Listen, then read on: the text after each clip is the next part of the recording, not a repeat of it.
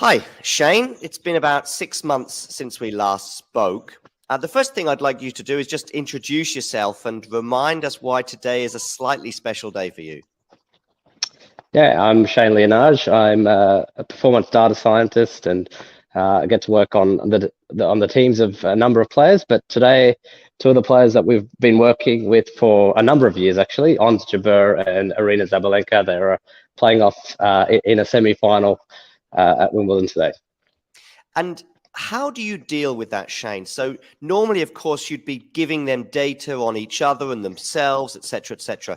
But of course, with Sabalenka playing Jabeur today, what is the philosophy that you provide them with, if you like, Shane?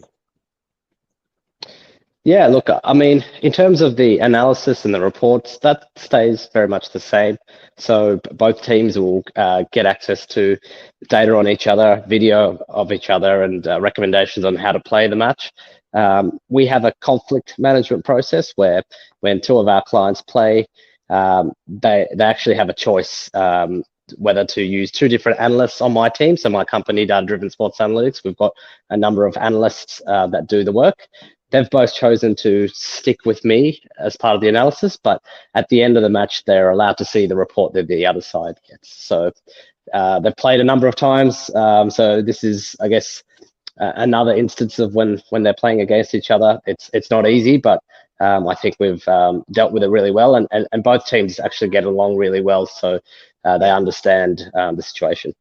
Shane, is there something that you would withhold, though, specifically from each player that normally, under a normal circumstance, you would give them? Not really. I think the analysis we try and still give absolutely everything available to them as if it was another match.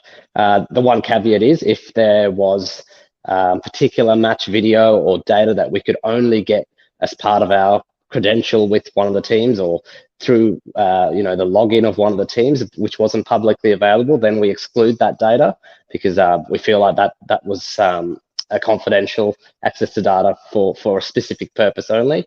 But if the data is available publicly or we're able to get it through other sources, then we provide that data to both teams. Got it. Let's switch to the first semi-final, which is between Svitolina and Vondrousova. How do you see that one panning out, and where will it be won and lost, do you think? Yeah, it's an interesting semi-final. Both obviously very capable players. I think very capable, but still, it would. I think most people would say it is a surprise semi-final. But if you've watched, the rounds, they're both, definitely earned their way in there. Where I think it'd be won and lost, it's a tricky one. So Svitolina from the baseline has been able to outlast everyone, including Iga the other day. So yeah. I think for Vondrousova, it's going to be really important for her to maximize the damage early in the rally because she doesn't want to be drawn into really long, lengthy rallies with Svitolina, who's showed she can match it with anyone, once the rallies are over 5-6 shots in length. I guess, Shane, because you're going to have a finalist, you will be a bit keener than normal to keep an eye on that other semi-final, and I guess you'll be preparing data for the final as a result. Yeah, absolutely. So definitely, we've already all their matches up until this point for both of those players. We've run through our tracking system. We've got the relevant data. It's just going to be adding the semi-final data to it. But we obviously have two very different players in Ons and Aryna. So tactically, whoever wins, it'll be a different style of match required to win. Again, yes, we've done a lot of the work, but I think a lot of the work will have to depend on whoever wins out of Ons and Aryna, and then we use the data specific to their game to try and come up with a winning plan for the final. When you know this situation, for example, and you're going to be playing X player in the next, or you're going to be playing one of two players in the next round, do you secretly inside you cheer on a certain player because you think the matchup would work better for your player, or are you a neutral observer still? Yeah, actually, you do. You naturally you have a feeling or a gut feeling, or the data that you've looked at says particular matchup is better. so naturally, yes, that there's probably a preference. I'm not going to say who, but Sure. But having said that, I've also been put out where I've wanted a particular player to win, and they've ended up winning, and they've ended up defeating the player I was working with. So I also know each match is different. You've got to prepare for that opponent on that day, factoring in specific things like the weather on the day, the surface. All of those things are variables on the day. So yeah. Shane, wonderful to have you on board again, and I'm sure we'll be speaking again soon. Thanks very much, and try to enjoy the day. I will. Thanks. See you later. Thanks, bye. Bye-bye. Hi, Shane. It's been about 6 months since we last spoke. The first thing I'd like you to do is just introduce yourself and remind us why today is a slightly special day for you. Yeah, I'm Shane Leonage. I'm a performance data scientist, and I get to work on the teams of a number of players. But today, two of the players that we've been working with for a number of years, actually, on Jabeur and Aryna Sabalenka, they're playing off in a semi-final at Wimbledon today. And how do you deal with that, Shane? So normally, of course, you'd be giving them data on each other and themselves, etc., etc. But of course, with Sabalenka playing Jabeur today, what is the philosophy that you provide them with, if you like, Shane? Yeah, look, I mean, in terms of the analysis and the reports, that stays very much the same. So both teams will get access to data on each other, video of each other, and recommendations on how to play the match. We have a conflict management process where when two of our clients play, they actually have a choice whether to use two different analysts on my team. So my company, Data Driven Sports Analytics, we've got a number of analysts that do the work.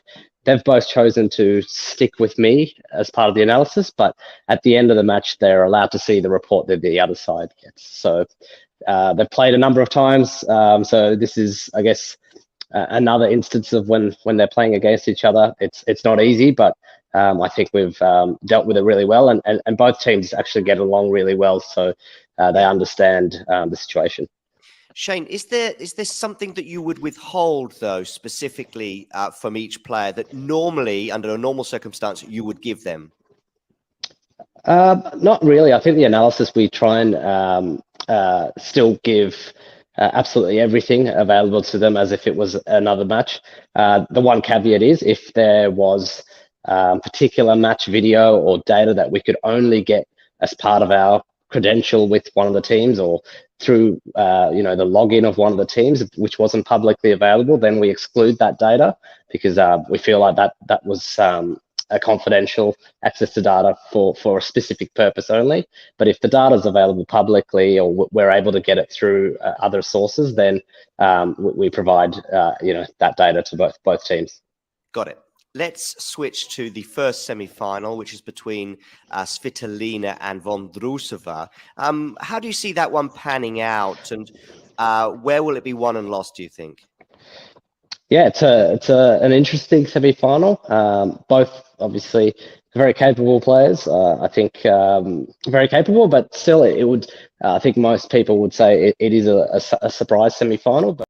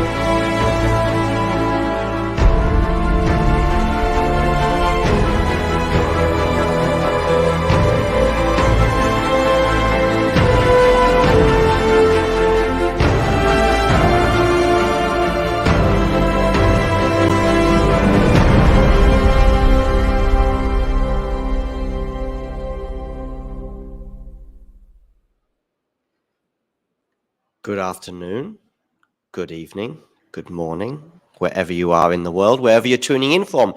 Then there were three, Nick. Then there were three.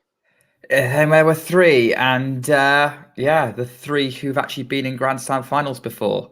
But obviously, I think one of them could go away. One of them is not the story right now. It's amazing how quickly tennis moves on. The story is going to be who wins this match. Yeah, these two have a head-to-head of 3-1 in favor of Sabalenka. WTA finals, which I heard you touch upon before, and Wimbledon 2021 and Abu Dhabi on a hard court all went the way of Sabalenka. I think Ons' only win between the pair was at Roland Garros, so very much slower conditions that may well have suited the Tunisian back then. But then Wimbledon, she's got a fair bit of pedigree, and she just beat, of course, the person she lost to in last year's final. She did. I think Ons can deal with power pretty well. That WTA finals match was close. And, she fended off. She knows she can produce some power and pace of her own, which she did against Rybakina. This is also a revenge match for Ons because Sabalenka was the one who beat her in 2021. Were it not for Sabalenka and Rybakina, maybe we'd be looking at Jabeur as a two-time Wimbledon champion already. Although maybe Ash Barty probably had something to say about that. I think she might have done that. But I know what you mean. Sabalenka obviously denied her in a couple of big matches in the past, and Rybakina, of course, in one huge match a year ago. I just think what a run to the title it would have to be for Ons to go through Rybakina, Sabalenka, and Vondrousova potentially. I heard James say that it would be 50-50 this semi-final. I would disagree and lean a lot more to Sabalenka. I know that she's just beaten Rybakina, and you could argue similar players, but I just find it quite difficult to believe that she's going to do it back-to-back. And really, that Rybakina semi-final could have gone either way. I really loved your analysis yesterday on Last Ball, where basically Ons took the match by the scruff of the neck at the end of the second set, when, of course, it was on serve, and she was like, I'm breaking here, and I'm not letting go. And that's exactly what happened. Yeah, and I've got the reason to see why she couldn't do that again. She knows she can. I favouring Sabalenka 60-40. Yeah, that's about what I'm thinking too. I wouldn't say 50-50 like James said, but I think there's plenty of reasons to think Jabeur can win this. And I do not think this is going to be a cakewalk for Sabalenka. Although, having said that, this opening game has been a cakewalk because Sabalenka is 40 love up already. Yeah, I've got 30 love up on my screen. Okay. But but I am leaning 60-40 for me is a fairly significant difference in terms of likelihood. Maybe even slightly more than 60%. As I've got 40 love now as well, so that's good to know that I'm not catching up, but I mean, I can run back. It's obviously, this is mainly for the viewers who maybe want you to follow on live scores as well. But sure, I'll go through this next point anyway. As Sabalenka is serving, she was trying to go out wide, but hits the net. So it's a second serve here for Ons to look at. She hugs that baseline, and Sabalenka is going to go to the backhand. It's the return, and it's game Sabalenka. She is off the board, on the mark, on the board, off the mark, I think it should be. And she leads 1 love. So I suspect we're about 10 to 15 seconds apart. Probably, yes. So I can always hit pause or I can run back, but I've got them running out for the next game. I'll talk us through the next point, and then maybe you can pause and just hold it as Ons is about to serve. As soon as she strikes the ball, you will be aware. With Iga Swiatek falling in the quarterfinals, Sabalenka, of course, can become number 1 if she wins this match. I believe it says on here wins the title, but I believe this match just needs to get to the final. Yeah, it says on here. Oh, Ons has served, and a forehand behind Sabalenka means it's 15 love. Yeah, exactly. But they just said on the screen, at least on my screen, I don't know whether you're getting the same data, that she would need to win the title, but I think that's incorrect. Yeah, there's a bit of dispute about this, but if you look at live tennis rankings, it's suggesting that the final will be enough. On nets, by the way, so it's 15 all. Yeah, I think we're on track now. Great. Yeah, Yeah, I'm pretty sure it's just a final she needed. I think if Iga had got to the semis, then it would have been a title necessary. Ons goes pretty far wide with that first serve. Yeah, that was a tight serve. Maybe still maybe a little bit nervous. Maybe she's a bit frustrated from that tight forehand that she had earlier. Big return attempt from Sabalenka goes in the net. Yeah, it was quite a big-ish second serve from Jabeur in terms of it was very close to the line. And maybe that made the return a little bit more difficult for Jabeur, but sorry, for Sabalenka, but she did go for it. Our first serve is long from Ons, I believe, which explains why Sabalenka was unable to return it. I think if I overpaused, I think you're now slightly ahead of me. Yeah, I got that impression too, yeah, from when you need to catch up a bit. Backhand return, and now we're in the rally on the backhand slice of Jabeur. Forehand Sabalenka, forehand Jabeur, forehand Sabalenka. They're exchanging forehands. Jabeur comes into the net. I think she came in a bit tentatively and perhaps paid the price, because really that was a clear moment for Jabeur to come in and attack the net. And she sort of drifted into the net. She was trying to go for the clever shot there. She was at the end of it, yeah. Shot to give Sabalenka the most distance to run towards. Yeah. The trouble is, in tennis, there's such a thing as trying to be too clever. As in life. Indeed. That's a big return from Sabalenka right at Jabeur's feet. I've gone back ahead of you again. I was reacting to it. Yeah, no problem. 30-40. Yeah, you're about 5 seconds ahead right now. Okay, let's try that now. So I've got Ons about to serve at 30-40. I've got her bouncing the ball at 30-40 for the first serve, and she serves now into the net. She's gone into the net. Serve. Yeah, she entered the net a few seconds ago. Second serve here, Ons. Now she goes, that was a deep second serve, and Ons is convinced that it went out. It looks like it's going to be deuce. It is. Yeah, I think it was a second serve return. You mean a return from Sabalenka, right? Yeah, it was a second serve return, yeah. But it was close to going out the serve, but it was just went out from Sabalenka on the return. Backhand from Jabeur. Backhand from Sabalenka goes into the net. We now have a game point for Jabeur, the first one of the game. Fairly packed house, as you would expect for this second semi-final. Okay. Going to have Miles, of course, join us at the end of this match to give us his thoughts on both women's semi-finals, as Jabeur holds after an unreturnable serve. Seemed to deceive Sabalenka there. Yeah. Still trying to get myself back on parity with you, because I was slightly ahead there. But, bear with us as we work this out. I'll talk us through this first point as Aryna Sabalenka is about to serve. 1 game all. Yeah. She had a break point. She did. Probably more due to Ons being tight than Sabalenka forcing it, has to be said. Okay. Sabalenka to serve as she strikes the ball now. Forehand return. Backhand Aryna. Backhand from Jabeur. Backhand to backhand right now. Jabeur, good placement there from Jabeur. Now she's going for the backhand winner. I thought she was going to go for the slice, and I think maybe Sabalenka thought the same. Cross-court winner. Nice. Love 15. Yeah, so Sabalenka probably realizing this is not going to be a walk in the park. I have her bouncing the ball, about to serve. Go on, you talk us through this point. All right, so Sabalenka lifts up the ball, goes for the first serve, gets in, but Ons puts the backhand into the net, top of the net. She's frustrated. She felt like she had some purchase on it, but that was still a big serve from Sabalenka, 15 all. Yeah, you're 1 second ahead. Okay. You can talk us through this one too. All right. Sabalenka bouncing the ball.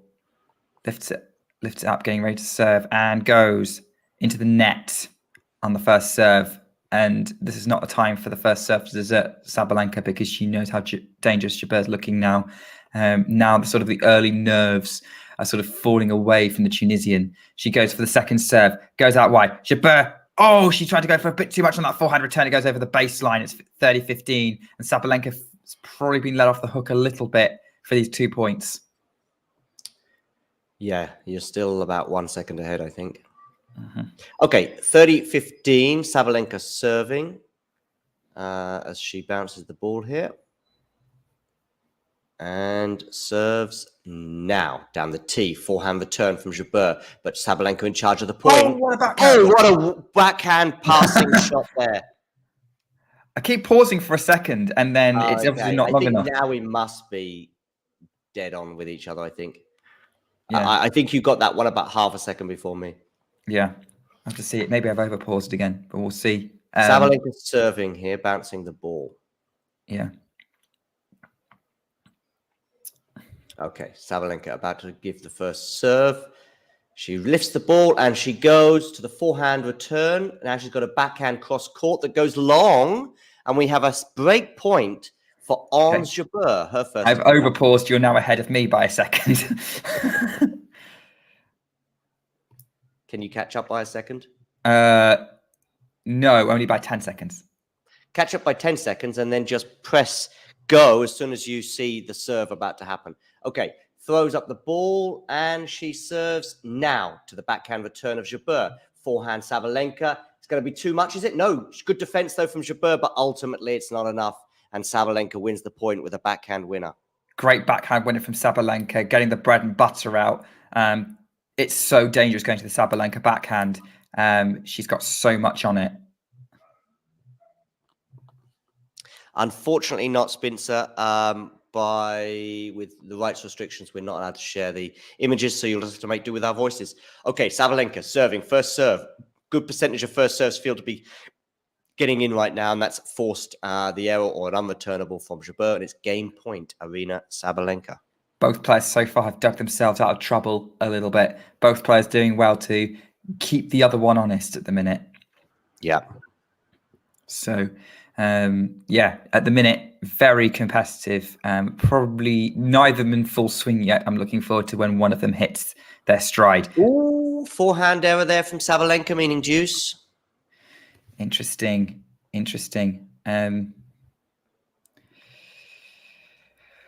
Yeah, absolutely.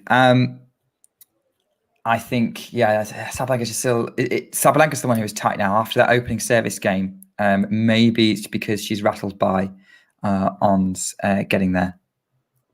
Okay. As she's preparing to serve her first serve, and she goes down the tee. Good first serve there. Yeah. I do feel as though there were a couple of non-first serves from Sabalenka at the beginning of the match, but she's getting a lot of these first serves in now. Yeah. As we're looking at I'm looking at Sabalenka stepping up, getting ready to serve at game point again. I've got her serving now. She's about to hit the ball now. Forehand return, backhand from Sabalenka. Forehand Jabeur, backhand Sabalenka goes long. We're back to deuce. Again, the Sabalenka backhand's off. So, that's an interesting one at the minute. Definitely, the unforced errors from Sabalenka are costing her here because she should have had this game a while ago. It's going to be a battle to get through this, but at the minute, Jabeur's not getting many chances to force things. But the minute she does, that's going to put the pressure on. Yeah. Sabalenka going down the tee. That time the first serve did not land in 120 miles an hour. So it's going to be a second serve here for Ons Jabeur to look at. Yeah. That's a good backhand winner from Sabalenka. Oh, you're way ahead of me. Yeah, I had to react to that. It was a great job. You're 8 seconds ahead. Yeah. Okay.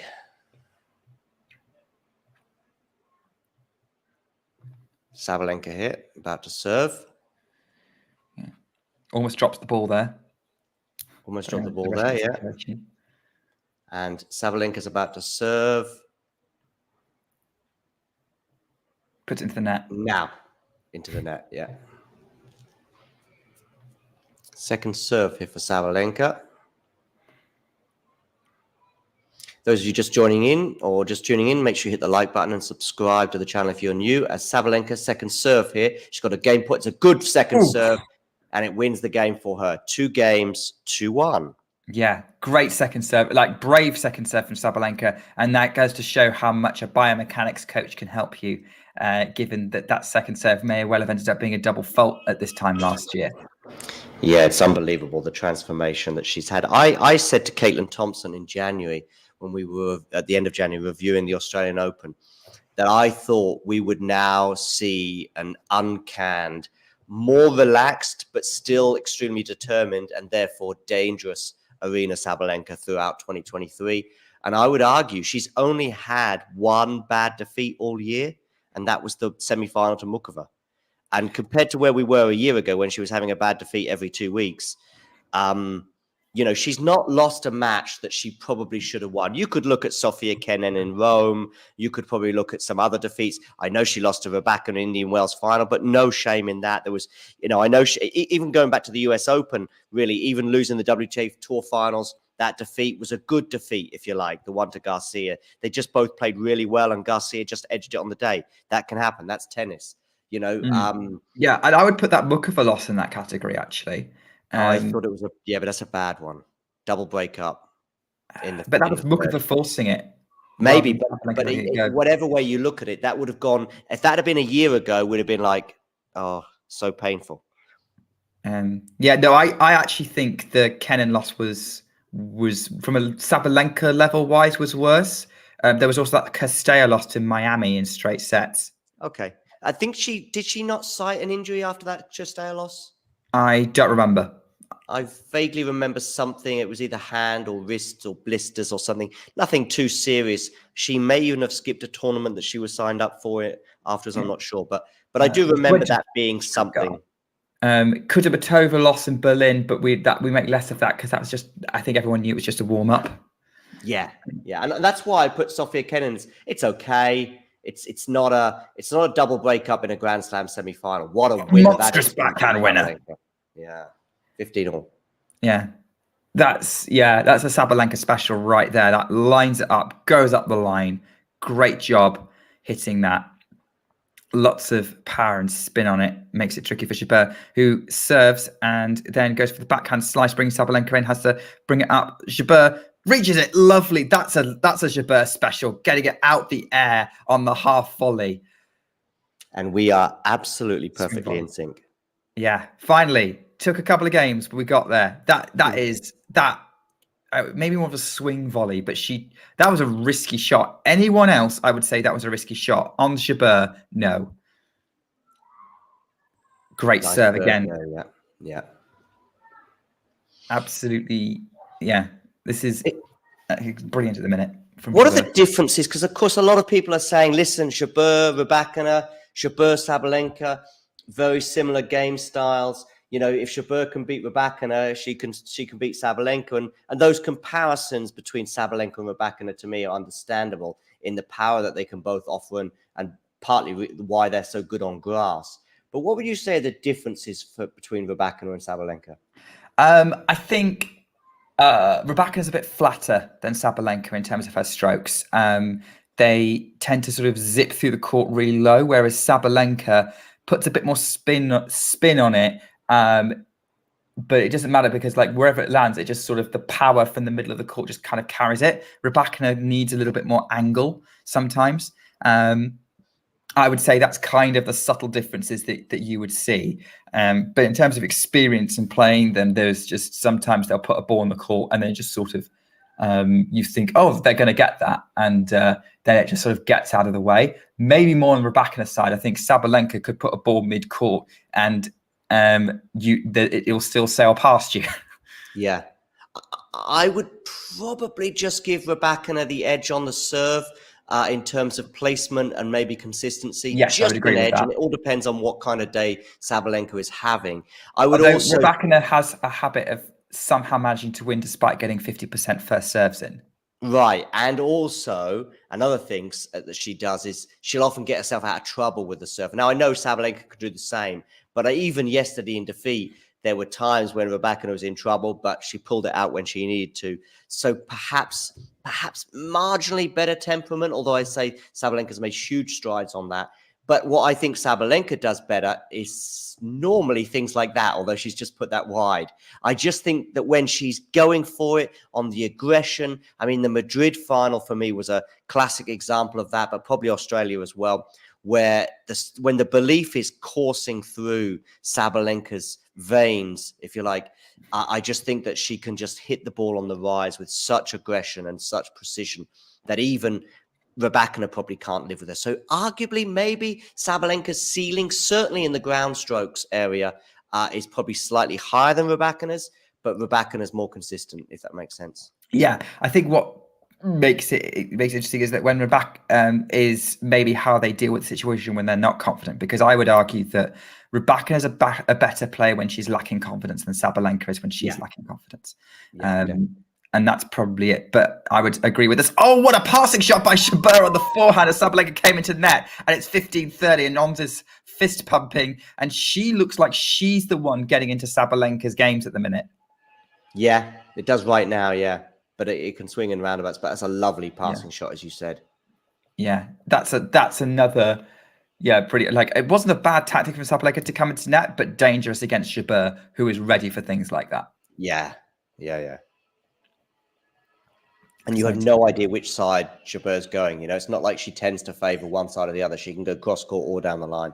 Wild first serve from Sabalenka goes way out. Way out. Second serve is coming.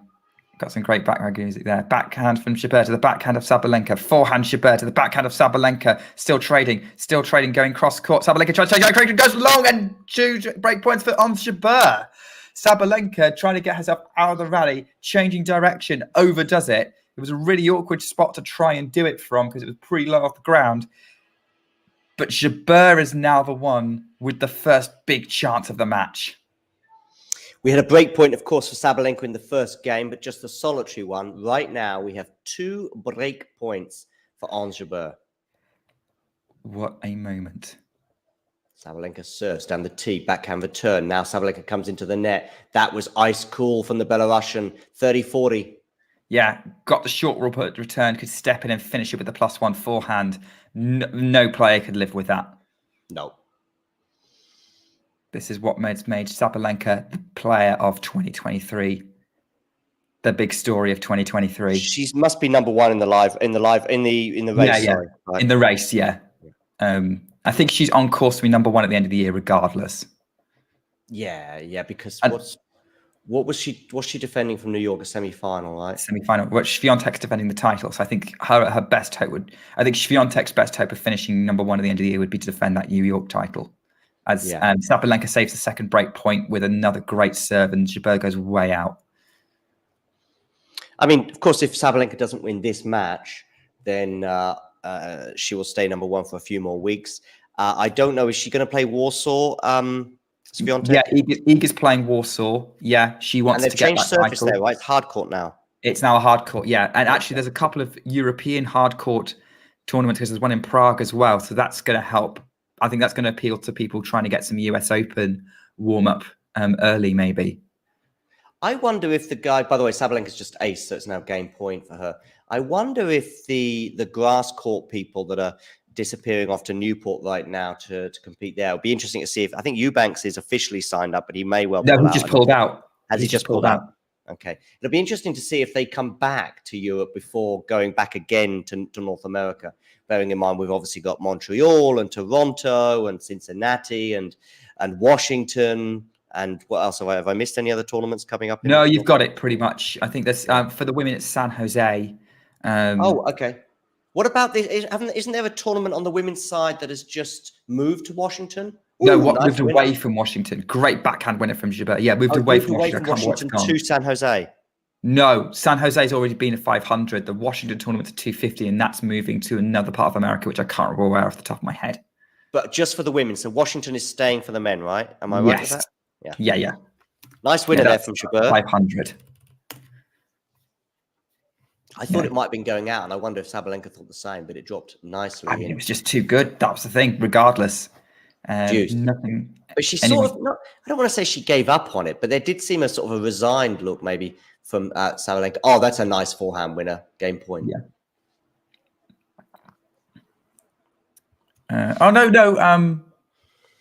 No, you're right. Yeah, no, it's moved from San Jose to Washington. Yeah, so San Jose, I think they've upgraded Washington to 500 and cancelled San Jose.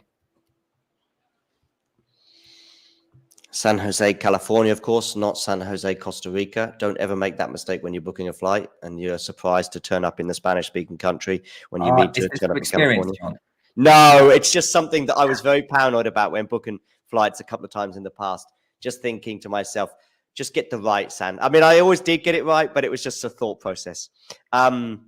Max was asleep during the. We'll talk about that match in a second. Let's finish with this game because we will have a changeover, and then we'll share some thoughts on it because, of course, you were commentating on it. Okay, so Sabalenka's serving game point, backhand return from Ons is deep, and it forces the error from Sabalenka. So, Max, you're going to have to wait a couple more minutes at least for our thoughts on Svitolina Vondrousova.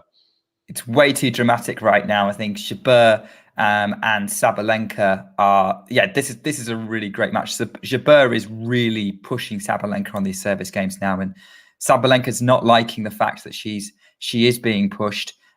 She's going to take her first serve. John needs to clearly sort something out, so I will talk us through it. I'm still here, but yeah. I can still see the screen, but you can't see me. Yeah.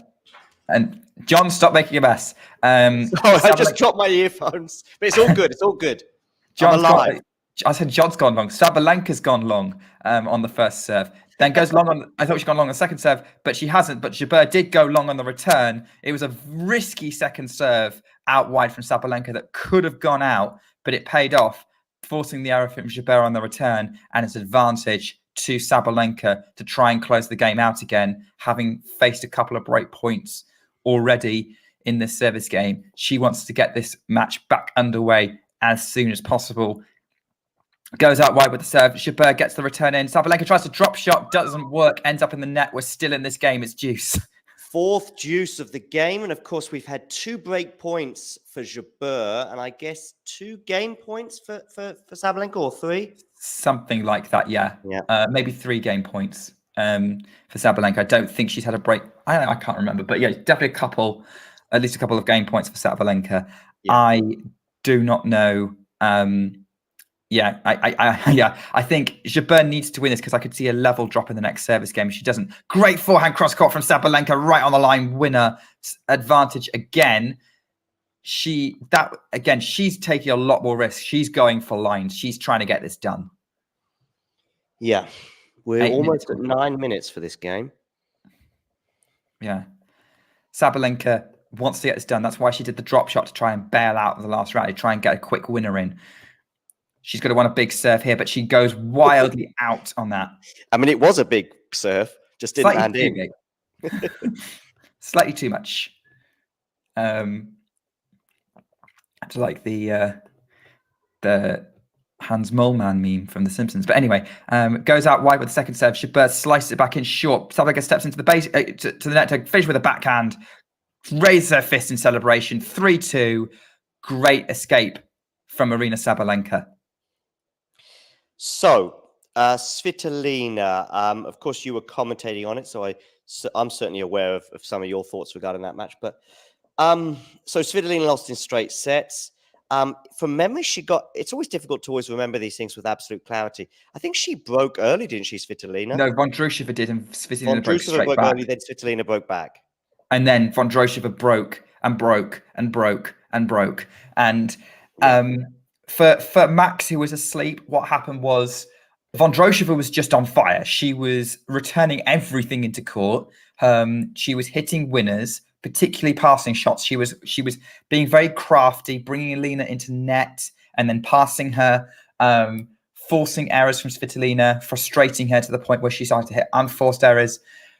Svitolina did hit some purple patches where she was hitting stuff that Vondrousova couldn't get to, but she couldn't maintain it for long enough, overhitting at points.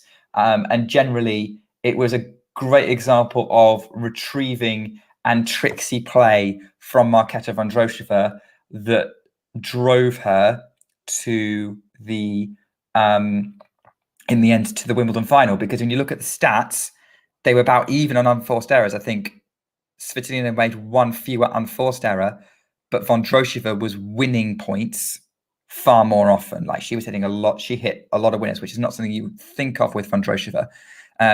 We're into the game now, by the way, and Sabalenka gets lucky with a net ball Oh. that draws Jabeur in, and then Sabalenka lobs Jabeur to get to love 15. So a little bit of a fortunate start for Sabalenka, and Jabeur's not going to like that. Yep, I like your thoughts there, Nick. I wonder. So there's a data analyst guy who works with both Sabalenka and Jabeur that I spoke to back in February, I think, and I spoke to him again today before the two semifinals. And one thing he said was that there is a player between Vondrousova and Svitolina who we would rather avoid, but I'm not going to tell you who it is, okay? Because I asked him, I said, like, when you're, and of course it may well depend on which one of his players between Ons and Aryna goes through. But either way, he just said there is one of these two that I feel is more dangerous than the other. And because I asked him, I said, as fans, you know, you're probably thinking, I hope to avoid X player in the draw. I hope X player loses so my player has a better chance of winning, blah, blah, blah, blah, blah, blah. You know, when suddenly Djokovic goes out of the US Open as he did in 2020 because of the incident with the line judge, you know, the rest of the draw is going, oh, hello. And all their fans are going, oh, hello, my man might win this title. And he said, yep, I'm not going to lie to you. What a shot from Ons Jabeur. I'm sorry to talk over you. No problem. That was a great rally with a backhand winner by Jabeur to get to 40-15. And Sabalenka's waddling like a duck with her tennis racket behind her, like some kind of tail. She was trying to do a Carlos Alcaraz against Sinner, you know, the one from behind. Oh, yeah. I think Alcaraz did that against De Minaur in Barcelona one year as well, as Jabeur nets on the backhand, and she's frustrated that she didn't close that game out there. Yeah, so 40-30, game point Jabeur. But yeah, so I mean, I basically got my point across. So there is one of those two players. I wonder now if it was, at the time I wasn't really sure, but maybe because of seeing the results, maybe it is Vondrousova, just because of the way she plays the game. That, for example, with Ons, I think she could move Svitolina around and into places that she wouldn't want to be, if you like. I don't think you can do that with Vondrousova. She's more than happy to chase down a drop shot. Vondrousova was chasing everything down, and like there was so many running forehands that she picked up, and the leftiness as well makes it tricky. By the way, I think Sabalenka as well would fancy herself against Svitolina. Just, you know, if you want to play at the baseline and we just do this, no problem. You know, I'll just hit more winners than you. So, I think normally, yes. I think here it would have been trickier for Sabalenka against Svitolina. So just for a lot of other reasons, but I think that in many ways it's probably better for the fact we can stay focused on the tennis if it's Vondrousova in the final. Well, that too. Yes. Okay, 15 love. Is it a second serve here? I think. Yeah, it's a second serve. Just long from Sabalenka, who feels like the pressure's right back on her, because that was a fairly efficient service game for Jabeur. I know it went to 30, but it wasn't too bad.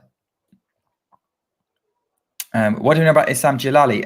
Not a lot, other than he's Ons' coach. Clearly didn't make much of an impact on the tour. And probably would have been from before I was following the tour. Anyway. I don't recall him either, despite being a couple of years older than you, Nick. Yeah. I didn't want to say anything.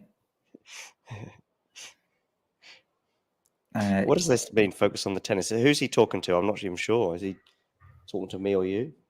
I don't know who's... Oh, focus on the tennis. Oh, yeah. So I think what I was saying is that I think a Sabalenka-Svitolina final would have got caught up in the Ukraine narrative. And the crowd would have definitely got involved, and I think would have created a very hostile atmosphere to Sabalenka, very pro, or at least a very pro Svitolina atmosphere, similar to how I think Djokovic had to play through to beat Federer in 2019. Yeah. No, I agree. Although she has dealt with it very well over the last 7-8 months, probably when she wasn't playing quite her best tennis until, say, September, October last year.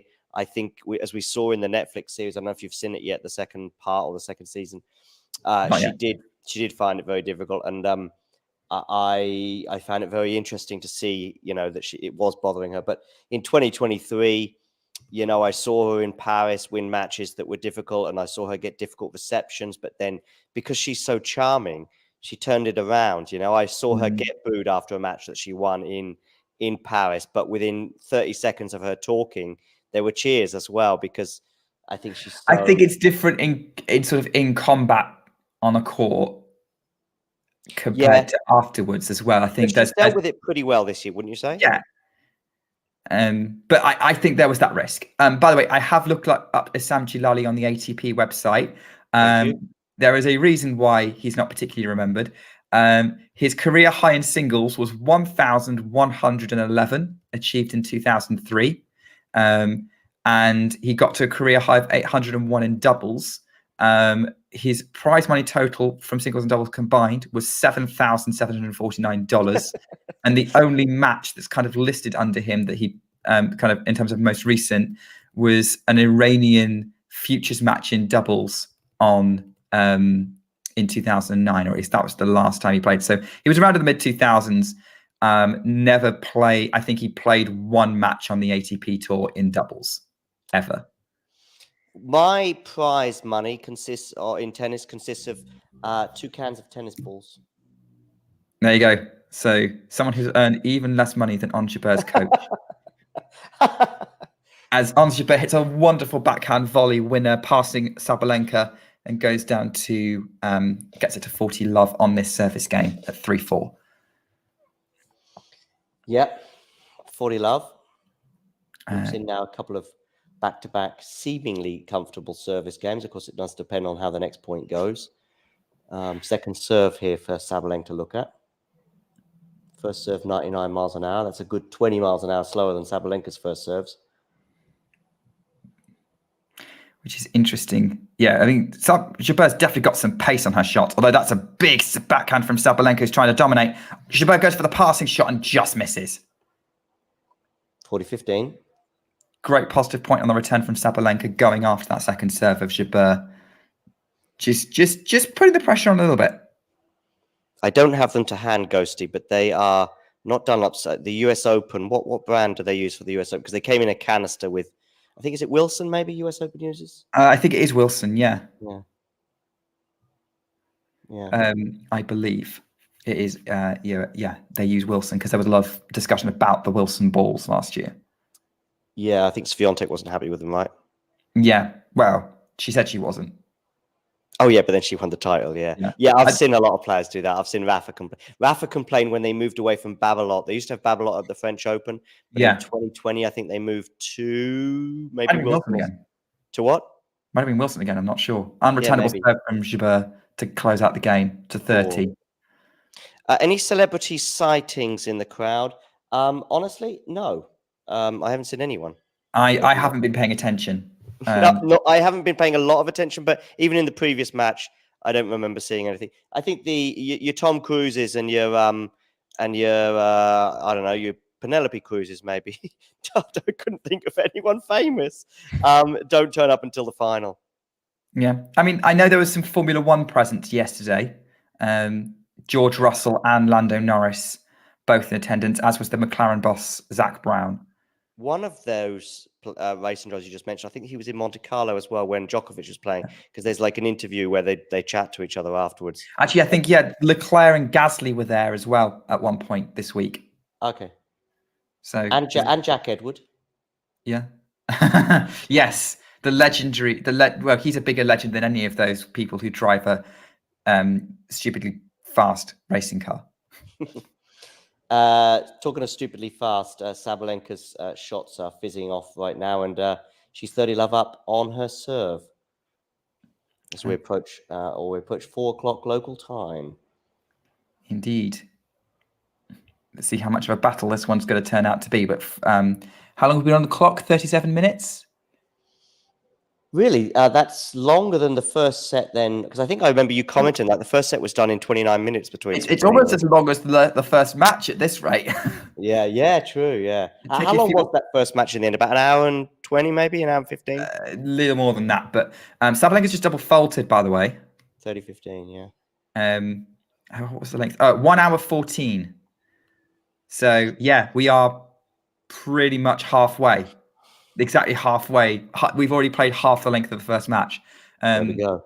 So if Sabalenka runs away with it now, wins the next 8 games, it could probably be about that length. But she's got longer forehand. It's 30 all. Mm-hmm. Okay. I'm good to stay as a co-commentator or producer or both until 5:30 UK time. Yeah, that's fine because you got to get to a tennis match. So that's right. Yeah, but I think that will almost certainly be enough to get to the end of the match. Maybe as long as you're not meant to be doing your other job, then you're fine. No, I'm fine. It's just to go and play a tennis match. Big serve from Sabalenka. Yeah. Ace. Going to play doubles. Haven't played doubles for a while. Oh. Well, I wish you ever more success than I have on my competitive return to tennis. It's not going too well.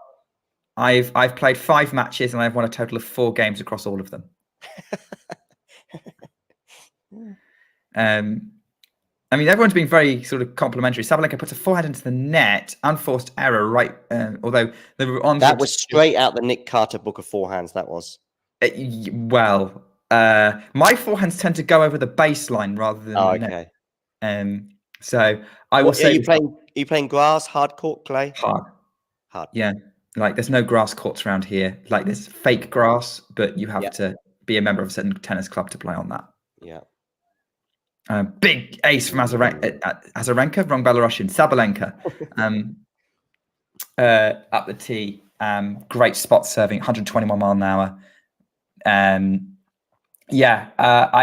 It's a little bit of rust. I mean, I've discovered I'm very unusual with the people I play with in that I like to play with a lot of top spin and depth on the shot. So means it's a little high risk. Sabalenka goes wide with the first serve. Looks very frustratedly down. She wants to get this game closed out. She's had 3 tough service games consecutively, but she's dug herself out of trouble in all of them. But she's double faulted again, and it's back to deuce. She's not making life easy for herself right now. Who's the first set more important for to win it? I mean, Jabeur, I'd say. Yeah, I agree. Yeah, I mean, it tends to be the case with an underdog.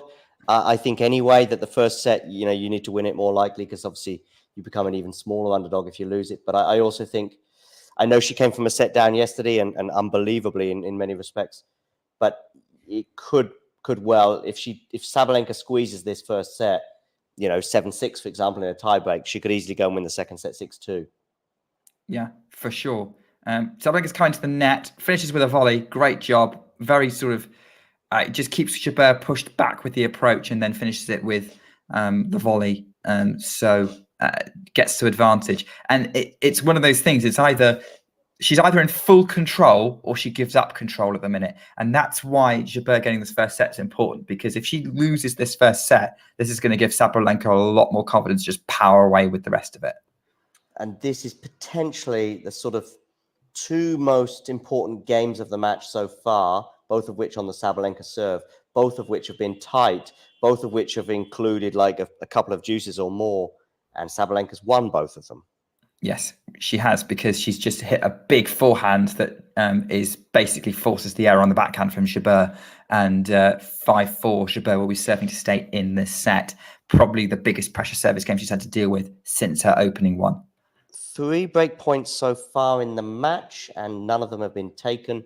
2 for Ons and 1 for Aryna Sabalenka. Of course, Aryna Sabalenka's came in the first game at 30-40, and a couple of games later, it was 15-40 in a game that ended up lasting the best part of 10 minutes, I think. And again, Sabalenka won that one. 5-4, she leads. Yeah, great work from Sabalenka there. It's going to be interesting to see how this one plays out, I reckon, and how Jabeur kind of comes up. I've just had a text from my mum saying, "I see the runner-up for Saturday is decided." Oh, so she doesn't have that much faith in Vondrousova. Vondrousova, yeah.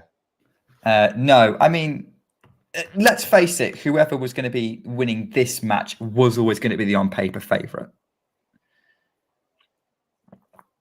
For sure. Yeah. Just look at the breakpoint stats because you're saying 3 breakpoints for the match, but obviously that's 3 breakpoints for Jabeur. It's 4 total because Sabalenka had 1 in the opening in like the second game on Jabeur's serve.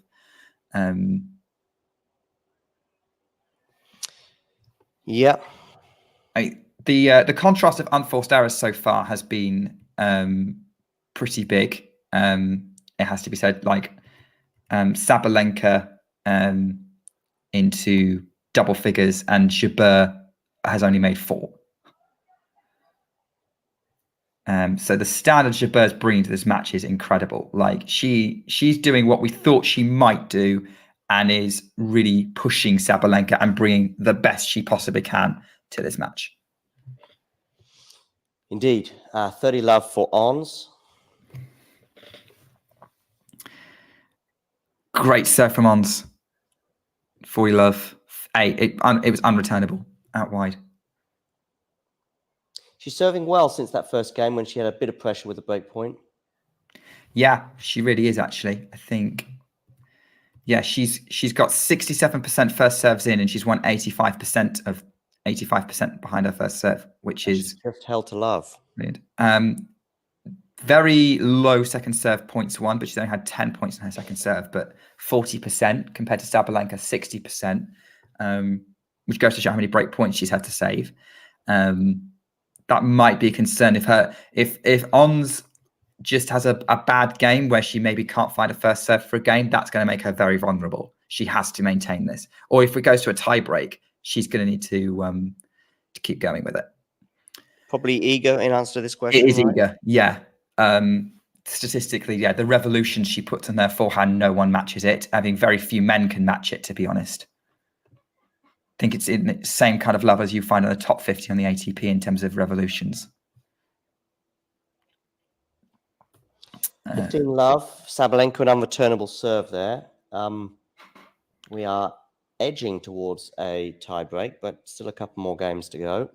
Yeah, it does feel like it's going to be a tiebreak. I think this is going to be, if I'm honest, I could see this being Jabeur's chance of taking the set to break here.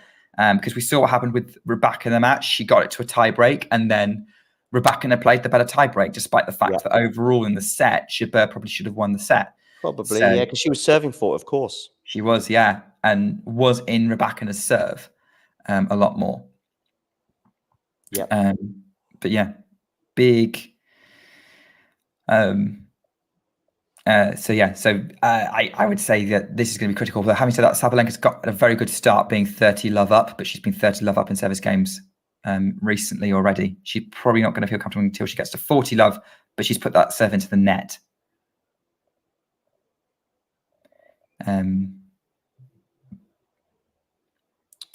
Second serve here for Ons to look at. It's on the forehand return. It's a good return, but that's a nice backhand there from Ons. Ons comes into the net, but she doesn't need to hit another ball because Sabalenka is netted and it's 30-15. Very much forcing the error, driving Sabalenka out wide with the backhand and just forcing her to run for it, and would have been very tricky to get back. If that was Marketa von Troschiff on the forehand, maybe would have come back, but not quite there. So very positive points from Jabeur to keep the pressure on Sabalenka. Yeah. Aryna's here serving, and she's going down the tee, and it's an ace. So it's 40-15. Sabalenka special there. Absolute ace machine at the minute, I think. Yeah, she's hit 5 aces this match.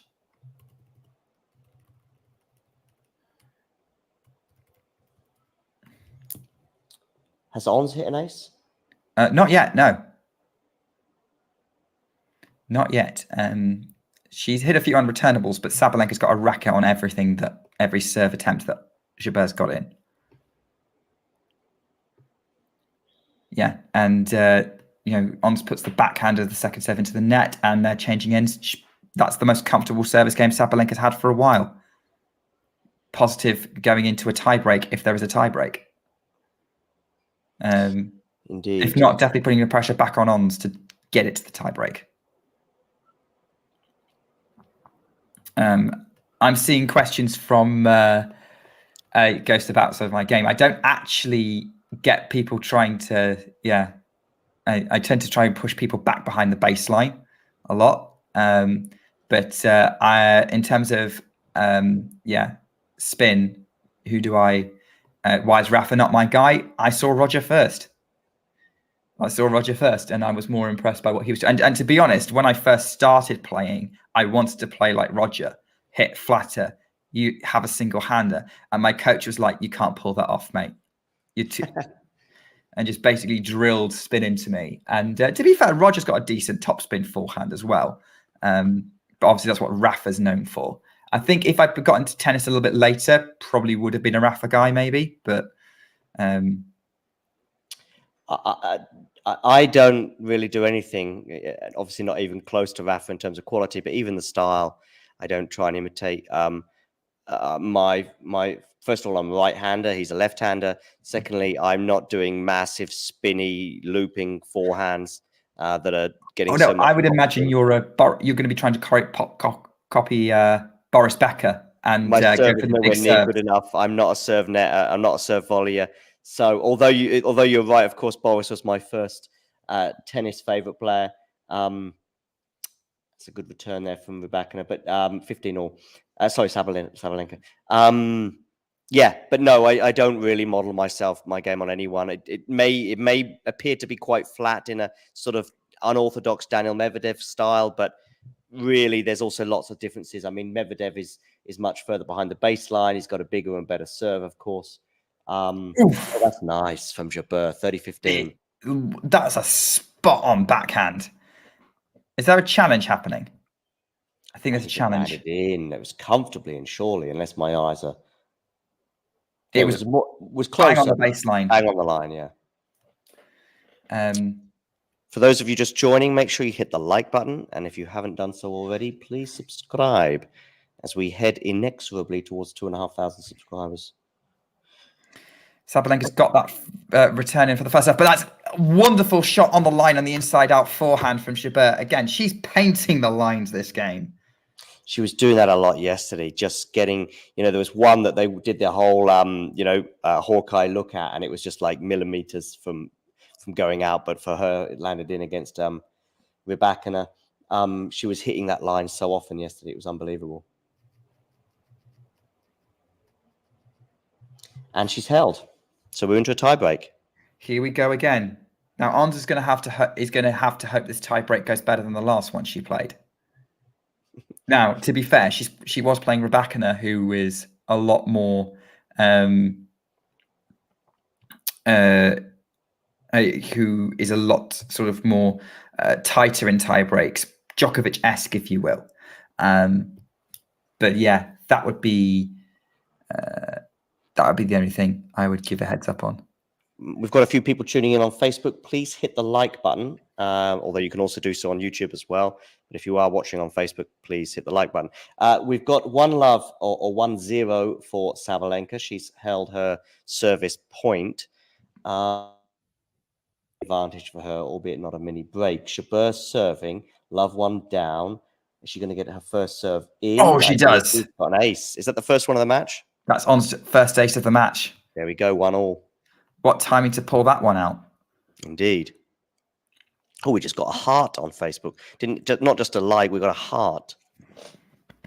Thank you. I've yet to get an angry. I think you can do angry on Facebook as well. Clearly, you're not annoying enough, John. I think I probably am, but maybe people are just like, I'm just going to disappear rather than give him an angry. Backhand, a forehand return was that? Or was that a backhand return? It was a backhand return into the net from Sabalenka. And Sabalenka's kind of like shrugging her shoulders, going, what was that? Like shouting at her boxer a bit. She's like gritting her teeth, clearly. And actually, there's a little bit of an eye roll there from Sabalenka. So, yeah. Not yet, but it will happen, I'm sure. Yeah, I've never actually played anyone from the team. Obviously, no one's willing to come to Stoke-on-Trent to challenge my supremacy of losing.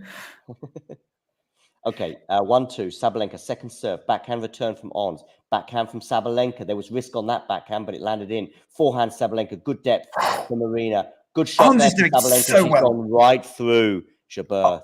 Ons did so well to pick most of those up. It was just that last forehand was just a little bit too good. But Sabalenka, despite the fact she was playing with the lines and using the power to the baseline, Ons was running everything down and just extending the rally and forcing Sabalenka to play one more shot, hoping to draw an unforced error.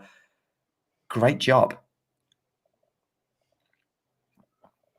I'm excited to see this is a great performance from Jabeur. Sabalenka's missed that serve going up the tee, just wide. So Jabeur's got a second serve to look at, but Sabalenka's still pretty strong behind second serves, at least according to the stats.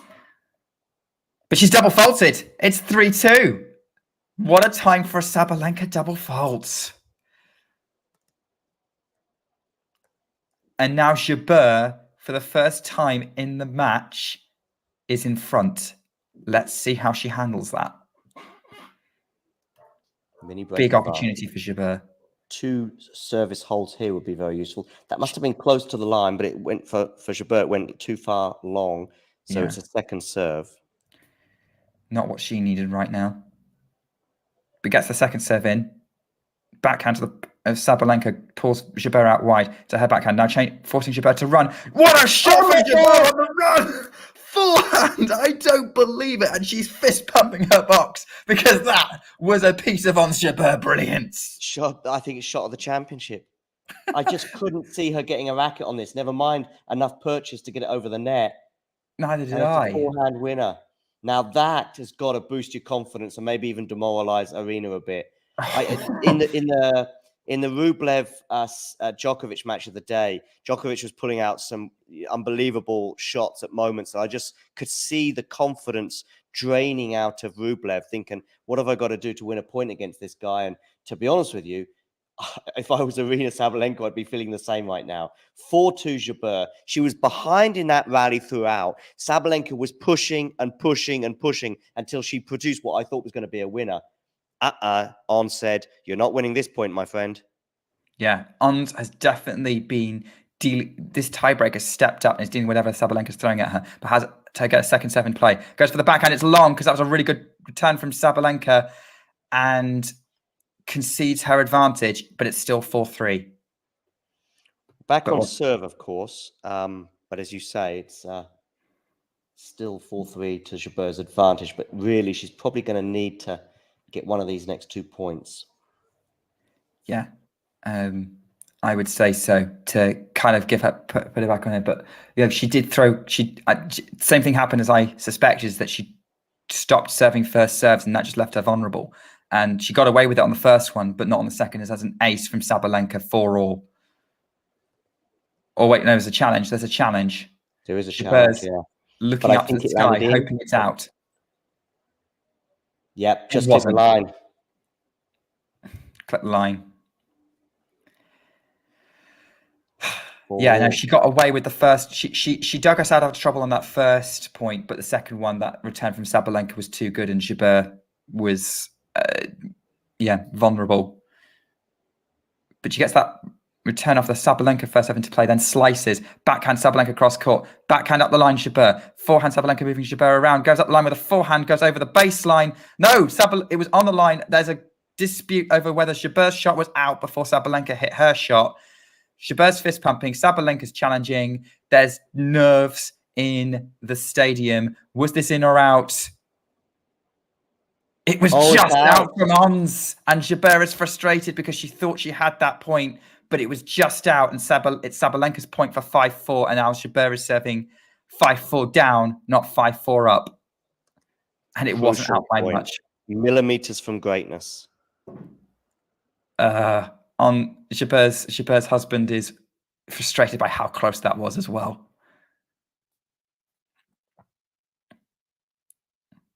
Ons misses the first serve again. This is exactly what she did not need, because she is vulnerable on the second serve right now. Gets the second serve into play. It's very short. Sabalenka on the attack on the backhand, and Ons nets her backhand, and now Sabalenka has 2 set points. And from 4-2, Sabalenka won 4 points in a row. And it has to be said that Sabalenka's played those 4 points somewhat brilliantly. If I freeze, it's because my internet is coming and going.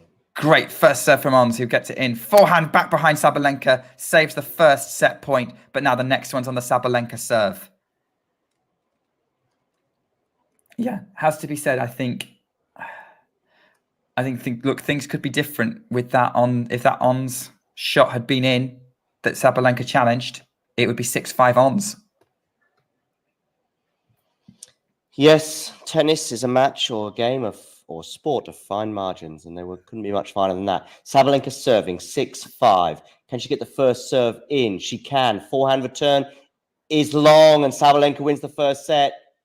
7-6. And that's very similar to how Rebecca won the first set yesterday, stealing it from Jabeur under Jabeur's nose with a great passage of play. Jabeur, first serve let her down in the latter part of that tiebreak. And that's what cost her in the end, because Sabalenka managed to turn it around. And and then that call, fine margins. I mean, maybe we would be at 6-all and Jabeur would lose the tiebreak anyway. I think it was the forehand return at 4-3, the forehand off the Sabalenka return at 4-3 that kind of to concede the mini break back, that was probably more costly. But obviously, it's all about the most recent moment in the end, as there is a Brit, as the BBC coverage is showing me that there is now a Brit in the men's doubles final, as Neil Skupski with his partner Wesley Koolhof, the top seeds, who despite being the top doubles team in the world have actually not won a major yet, are into a Grand Slam final. So that's what's going on court one. They won in straight set, 7-5, 6-4. And I believe who are they going to be playing? They're going to be playing the former French Open champions Marcel Granollers and Horacio Ceballos, the 15th seeds. So intriguing lineup in the men's doubles final, and an intriguing setup in the women's semi-final. Can Ons Jabeur pull off some kind of heroics for the second match running? Iga Swiatek didn't quite do it. What's Ons Jabeur got? I'm saying that because Iga ended up in very similar matches back to back and pulled it out the bag for one, but couldn't do it for a second time. And Jabeur's put a forehand flat into the net. Probably still a bit frustrated as she's serving. It's love 15. She looked devastated with her head in the towel at the end of that tiebreak. Must be just thinking that, as I said, millimeters away from winning that set, arguably. She did look really, really crestfallen there. And also remember something that Shane said to me earlier, that he knows that whoever loses this, even if it's Aryna, but he said it's going to be a heartbreaking loss for one of them. Of course, it's going to be unbelievably exciting for another, because they will then be much closer to winning their first ever Wimbledon title. In Jabeur's case, her first ever Grand Slam. But when he said that, I also thought to myself, it's probably going to hurt Jabeur more, just because Sabalenka's having a really good year. She can maybe put it into I know it will be her second semi-final defeat, but having already got over the Grand Slam hurdle, I can still easily see Sabalenka going on and winning in New York, and maybe would right now go into that tournament as the favorite. Sabalenka's got there, if you like, and I think Sabalenka's going to be here, and she's going to be competing for Grand Slam titles for the next 5 years. Oh, that's a good serve from Jabeur. Yeah. I just think that when he said that, I thought to myself, I think he's thinking more of Ons than Aryna. But what do you think? I think that was 3 very positive points from Jabeur to get it back to 40-15, because she's just hit winners and big serves, and she's steadying the ship right now. Let's see if she closes this game out. Puts the first serve into the net as I say that. But I see what I'm seeing what you're saying, but like right now, I'm seeing Ons regroup a little bit. Maybe that's a conversation for another time. She's double faulted now. It's not her first double fault. That's her second double fault of the match. I think it's going to mean a little bit more for Ons. I agree. I think Sabalenka wants to win it. Don't get me wrong. She wants to prove her supremacy. Sabalenka returns, goes out on Jabeur holds for the first game of the second set. So that's a really positive. Do you know what? She's done. If she wants to forget how that tiebreak ended, that was a very important step to keep herself in this match. Yep, indeed. So, one love to Ons Jabeur at the beginning of this second set. Sabalenka is the first player to make the semi-finals of Australia, French Open, and Wimbledon in the same year since Serena Williams did so in 2016. There's been a lot of Serena Williams stats going around. Oh, really?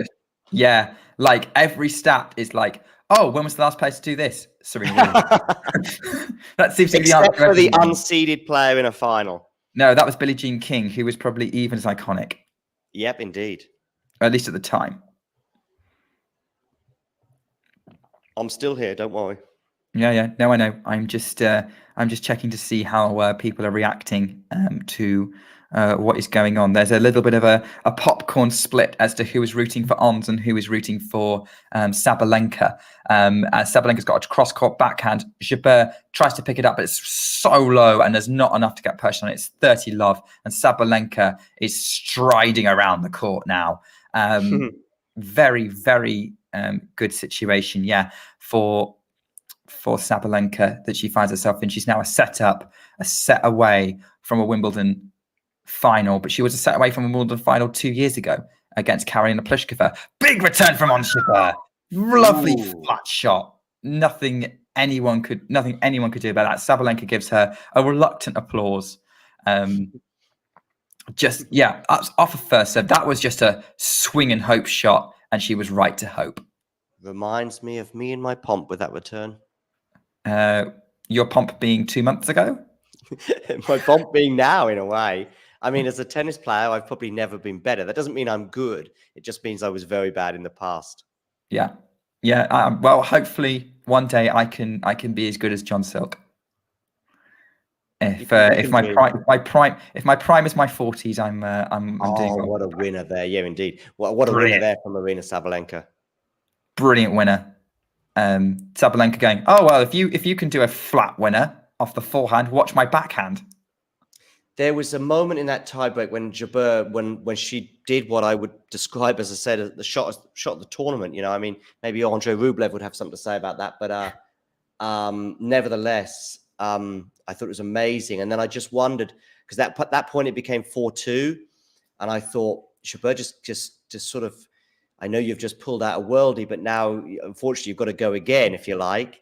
Yeah. And that wasn't the contested point. It was the next point she just hit not careless, but just she hit it too long anyway. At the next point, I remember that and thinking, oh, all that hard work from that last rally kind of gone to waste in the next point that was pretty short. And at that point, the momentum had swung. They were back on serve then, and it was always going to be difficult for Ons from there on. Anyway, we've got a challenge here. Yeah, Ons is challenging a serve that was called out.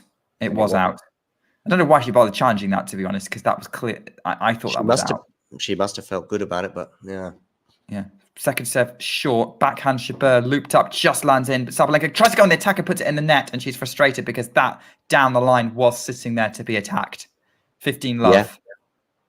And I thought she was going to succeed. I mean, it was a difficult one to go over the high part of the net, but yes. See, actually, I don't mind going over the high part of the net. I put so much loop on it that generally goes over the high part of the net. Okay. Forehand down the line. That's my favorite ground stroke. Oh wow. But doesn't mean I get it in, but it goes over the net. Great unreturnable serve from Ons Jabeur to make it 40 love. After benefiting from a couple of gimmies from Sabalenka, that's a very positive point from Ons to put her. And that's an ace from Ons Jabeur. Close out the game to love. That was efficient. That was, yeah, the level Ons is bringing to this match is fantastic right now. This is such a good semi-final. Even if it ends up being straight sets, this has been a good semi-final. Really close, really competitive. As we kind of thought it would. And obviously kind of reinforcing that, I think Vondrousova would give whoever's in the final a run for their money, maybe even get a set, but whoever wins this has to be the favourite. I was going to ask you, so if Jabeur wins this, she's still the favourite over Vondrousova? I think so, yeah. I think the momentum would be behind her by that point. I mean, I thought the same about Svitolina, but I think Vondrousova is a very tricky opponent. Ons is more than happy to play those kind of games, though. I found the Vondrousova Svitolina match really hard to call. In fact, I didn't even call it. I predicted, I think, every quarterfinal for the men's and women's before they happened. And most of them with conviction. I got the Rybakina one wrong, but I think the other one's right on the women's side. Are you called Svitolina beating Swiatek? No, I didn't call that. No, I think I called Swiatek to win that one. So, okay, maybe I didn't have so much success. I was so busy thinking. I got Vondrousova in 3. I even said how it would pan out. I think I had. Yeah, you must have been pretty smug about that because I called you out on that stream and said you're going to be wrong. Oh, really? Okay. Yeah. No, I said Vondrousova in 3. I went for Iga in straight sets. So, yeah got that one wrong. I think a lot of us did. I went for Rybakina. I don't remember if I said 2 or 3, but I went for Rybakina over Ons, and I went for Sabalenka in straight sets over Madison Keys. So mixed, but I put it was the reputation one was Vondrousova. I was like, Pegula's not doing this. Ace for Sabalenka, is that? Yeah. No. No, she thought it might be, but she's just missed it. Yeah. 15 love Aryna Sabalenka here, serving here for a second serve. Where are you going with this one? You are going to the backhand of Ons, a backhand from Aryna, forehand Ons, backhand Aryna, backhand Ons goes into the net, 30 love. Yeah, she's throwing her hand up. I thought she was challenging, but no, she's just frustrated. You can see on her face, feels like she could have got some more pressure on it, but she could have hit way too flat on the shot. Ons is quite a flat hitter, it has to be said. Like you would expect someone with her versatility to be much more of a top spin player, but a lot of her ground strokes are very flat, which is probably why her grass game is so good. Second serve, again, for Jabeur to look at. Backhand return is good. Very good, because Sabalenka couldn't do anything with that. No. I mean, she's got a racket on it, but loops over the baseline. We've yet to have a break point in the first 3 games of the second set. We didn't have too many break points, of course, in the first set. We only had 3 altogether. Yeah, it's been interesting given the first set between Rybakina and Jabeur featured 2 breaks of serve each. Both a lot more solid on serve, or at least, Sabalenka looked a little more vulnerable, but was able to deal with the situation when I think she saved the break points she dealt with rather than Jabeur losing them or failing to convert. Great return in play from Jabeur, and Sabalenka decides to slice and puts it into the net and is now frustrated, going, "Why did I do that? Why did I go for the slice?" Yeah, like why did I do that? As someone who generally uses the slice as a bailout shot, I can understand that. I mean, it was quite a low bounce, I guess, and that may have influenced the decision. But nevertheless, it was still there to be hit with a 2-hander. But it would have been difficult. Yeah. Okay. Great serve from Sabalenka, but Jabeur somehow gets it in. Sabalenka goes, tries to change direction with the forehand, dictating with the forehand. Jabeur's running for everything, tries to go for that big winner, puts it in the high part of the net. That was another that she was trying to copy what she did. In the tiebreak. It was a little easier, I think. That was I knew she was going to get a racket on this one, but you're right. She went for the winner down the line. She had a choice there, and both were probably 10 or 20% chance of success. One is just get the ball back in play across court, but Sabalenka's got a really good chance to hit a winner, or go for it, and she went for it. But both were she was down in the rally, and she either stays down in the rally, if you like, but by some margin, or hits a winner, and she tried to hit the winner. Yeah. I don't blame her for trying it. No, I mean, a little more she could have just stayed in the rally, but she would have lost the point probably. Yeah. A little more height and she would have lost one. Yeah, because you can't really rely on Sabalenka to make unforced errors right now. Good depth on the return there from Ons. There's been some good defense in this game from her. Oh, did just touch the net, but it was just a touch of the net. Didn't really change much on the trajectory of the ball. and a sort of drop shot forehand slice winner. That was a drop. That was a cheeky drop shot from Sabalenka. Yeah. Saying that something that I don't think Jabeur's really tried yet. Actually, I can't remember seeing her trying a drop shot against Sabalenka yet. Not that I've remembered. Oh, great serve out wide from Jabeur. Sabalenka goes for the forehand. Sabalenka's trying to go to the backhand up the line from Jabeur. Sabalenka on the attack with her backhand because that was a bit short from Ons. Now they're just trading, going to forehand. That was a big back forehand from Sabalenka, who then does the drop shot again, and it's love 15. Well done from Sabalenka. Has Ons Jabeur lost a Grand Slam semi-final? I think she was obviously there in New York. She was obviously there in Wimbledon, and she's there again today. I don't think she's been in another Grand Slam. You're right. I think she's unbeaten in Grand Slam semi-finals. Yeah. Whereas Sabalenka definitely is not. I think Sabalenka had a run of defeats in semi-finals, maybe 3, was it, before Australia? I think so. Yeah, as Jabeur nets. I think 30. I think Sabalenka's Grand Slam semi-final record is 1-1, lost 4. Yeah, so it's 4 out of 5 for her at the moment. She's obviously trying to make it. So 4 out of 5 defeats. Yeah, this might be the biggest opening in a Jabeur service game Sabalenka's had since the beginning of the first set, and that's a cracking return from Sabalenka to make it love 40. Jabeur couldn't pick it up. Brilliant returning from Sabalenka there, who's really stepped things up in this game. And her coach has a face of concern. Jabeur's, not Sabalenka's. Sabalenka's, yeah. Sorry, it was Jabeur's, yeah. Jabeur is going to have to do this with a second serve to try and dig herself out of trouble here. It's love 40. She's double faulted. And I think, look, Sabalenka's been growing in confidence over the course of the set. It's not a surprise. Sabalenka's coach is fist pumping. I think this might be, I think unless Sabalenka has a lapse or Jabeur pulls off some kind of brilliance, I think we know which way this match is going. But it's still going to be longer than the previous semi-final. First break of serve of the match, of course. Yeah.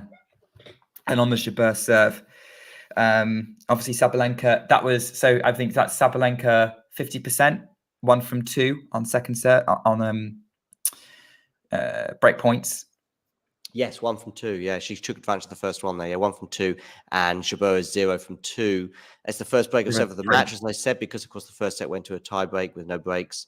I also said that the first set was so important for Jabeur. I suggested how devastated she looked. I think you're right that she does deserve credit, having lost the first point of the second set, that she composed herself and then served quite well after that. But I also said that first set being so tight, being so important for Jabeur, I could see Sabalenka nicking it on a tiebreak, if you like, or just edging it on a tiebreak, and then motoring off to a 6-2 second set win. But we'll see. Long way to go yet. Yeah, and that was just a lapse in. I'm not going to say that's a poor game from Ons, apart from the double fault. I think Sabalenka was really put under pressure in that game and really stepped things up. The overall level from Ons is still good this set. She's still making it competitive. And, she's there's every reason to think that she's going to make this set close all the way to the end. Still very few unforced errors from Sabalenka this set so far. But only 4 compared to Ons's 5. So that gives you an idea of how good the quality is right now. And despite us being a set and a break up, how fine the margins are. Hi to a couple of people that just joined the chat, Tennis Twit and Aryna as well. So yeah, for those of you just joining, make sure you hit the like button. Of course, Aryna, I know, is already a subscriber, as is, I'm pretty sure, Tennis Twit. But for those of you just joining, make sure you subscribe if you haven't done so already. We've got 30 love now on the Sabalenka serve. Ons is hanging ahead a little bit. I think she's trying to stay motivated right now and not focus on the fact that she's set a break and 30 love down. This is still rescuable for Jabeur. She just needs to keep going. She just needs interesting. The guy that's got the sound on, but Sabalenka's not getting much crowd support.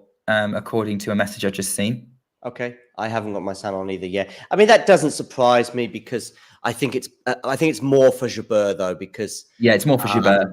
I mean, she was last year's finalist. She is a bit of a darling of the sport and a darling of SW19. We remember last year was it the Minister of Happiness she described herself as? Yes. And also, of course, having the rosewater dish on her phone and her desperation to win the final, how painful, of course, the loss was, being up a set in that final. So I think there's a story building with Jabeur, sort of Jana Novotná-esque. I was thinking, right, that's where we were going with this. Yeah, I wasn't thinking of it until just that last moment, but yeah, and it is. I think it's probably more that, and the more painful matches she loses, I mean, this will be painful being a Wimbledon semi-final, but also because that first set tiebreak was there for her. The more these matches don't go her way, the more that people will be desperate for her to win a Grand Slam, and probably none more so than at Wimbledon. Yeah, for sure. Tennis Twit, we are a little bit behind. We're kind of staying with John's stream at the minute, although I'm probably I'd still probably be behind most people because I sort of refuse to watch television the traditional way. Oh dear, it's 15 love for Jabeur, but she's missed the first serve again. She's a bit better behind her second serve this set compared to the first, but obviously still more vulnerable. And obviously just lost it a little bit in that last game, but it was pretty good overall. Jabeur's coming in behind a slice shot, then sort of digs it up. Sabalenka has to run in, dig it up herself, can't do it, and she's smiling because she knows that that's a typical on Jabeur cat and mouse point. And it was a funny point, and that's why Jabeur is so entertaining and why she's so popular, because no 2 points are ever the same, really. And maybe that's what she's doing, because she's not been doing stuff like that very often now. And I mean, maybe Sabalenka's not giving her the chance, but yeah. No, look, yeah, she's gone for that drop shot, and she's missed the point off the Sabalenka, because Sabalenka got to the drop shot. It's 30-15, but maybe Ons is kind of defaulting to standard a little bit now, kind of going, well, the game plan's not working to kind of hit through Sabalenka, so let's just go with what I know works and what's got me to top 6 in the world, and still very much in the mix. If she wins the next point, she'll at least be dispelling the idea of Aryna running away with this, and she has won it, so it's 4-3. Sabalenka just missing that return beyond the baseline. 4-3. So great job from Ons to just keep herself in the conversation here. Sabalenka's still 2 games away. It's only 1 break. A lapse from Sabalenka, unlikely as it may seem, could happen. And then we're at the races again. I definitely think it's possible. As we are counting down to see whether Aryna Sabalenka can finish this match before John has to begin his. Yep, I know Aryna, by the way, in the chat. She's a keen tennis player as well as fan. So yeah, Aryna, I'm about to play doubles shortly. That's something to look forward to. Yes, and of course we'll have Miles joining us at the conclusion of this match. That of course could be in as soon as 5 or 10 minutes, or it could be another hour away. Who knows? Could be even more than an hour away. But Miles will be joining us at the conclusion of the match to give us his thoughts on both of the semi-finals. So hopefully, Nick, if you can hang around for sort of 10 or 20 minutes. Oh yeah, I'll be able to do that. Don't worry. We'll get some good semi-final review chat, and maybe do you want to talk about the women's final, or would you rather get some men's chat in? Just trying to think, will there be another chance? Probably not. I mean, see what happens. See how long we've got. I'd like you to, if it does get done in straight sets, if you can, let me just see, what time is it now? Let's say it's done in straight sets and we finish in about 10 minutes. I'm aiming for about 20-minute, half-hour chat. Yeah, that's what I'm thinking. Yeah. So yeah, you could probably do sort of 5-10 minutes on both semis and then 5 or 10 minutes on the final. Yeah, I think we'll do that because we can get some thoughts out about what's going to happen. And Sabalenka serving at 15 love. Great return right at Sabalenka's feet. Sabalenka couldn't pick it up, and it's 15 all. Arms is not done yet, and she's looking a little bit more determined now. She's had a chance to regroup. You know, got some confidence back from holding serve. Can Sabalenka keep pushing with this advantage? We know she can do it. She's only dropped one set so far this Wimbledon. That was due to a bit of a lapse against Gracheva. It's a let on the first serve, though, and has to start again. She's serving towards the royal box. Not aiming for anyone in it, but getting ready to serve once again. Brings the racket up. It goes off the top of the net again. It's wide. Second serve. A little bit of tightness in there from Sabalenka. Yeah, well, she is close now. She is close. 2 games away, of course. 7 points. Close to improving that semi-final record. Goes for the forehand of Jabeur. Lifts up from Sabalenka. Jabeur on the backhand to the Sabalenka backhand cross court. Backhand Jabeur to the backhand of Sabalenka. They're crossing court right now. Jabeur puts it into the net. Didn't really get much purchase on it. Puts it into the bottom of the net, 30-15. I mean, if somehow this match turns around, John, because I know you like these kind of narratives, and suddenly we're talking about Sabalenka with 1 win and 5 semi-final losses. Do we talk about Sabalenka having a semi-final problem? No, and I want to elaborate on the issue that I think Pegula has, because it's not that she wakes up in the morning going, "Oh no, today's quarterfinal time. This is where I lose." Unlike Sakkari. That's what I think it may be more for Sakkari, because I think some of those semi-finals and even maybe 1 or 2 of the finals have been there for her. I mean, she was in a 250 final a couple of years ago, or a bit last year. Yeah, exactly. She should be winning, you know.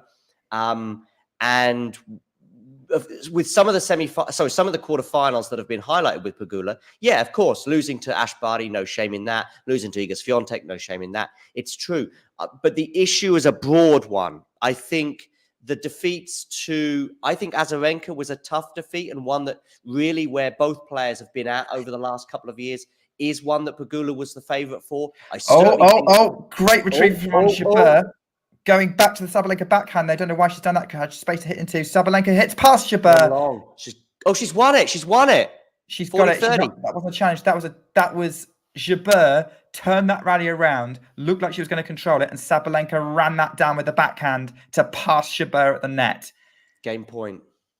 Like, had to run up the court, lift it up and over and in, well in as well. And she has done a little bit of her own Houdini act in this match, because that could have been 30-40, and suddenly we're looking at evening the setup.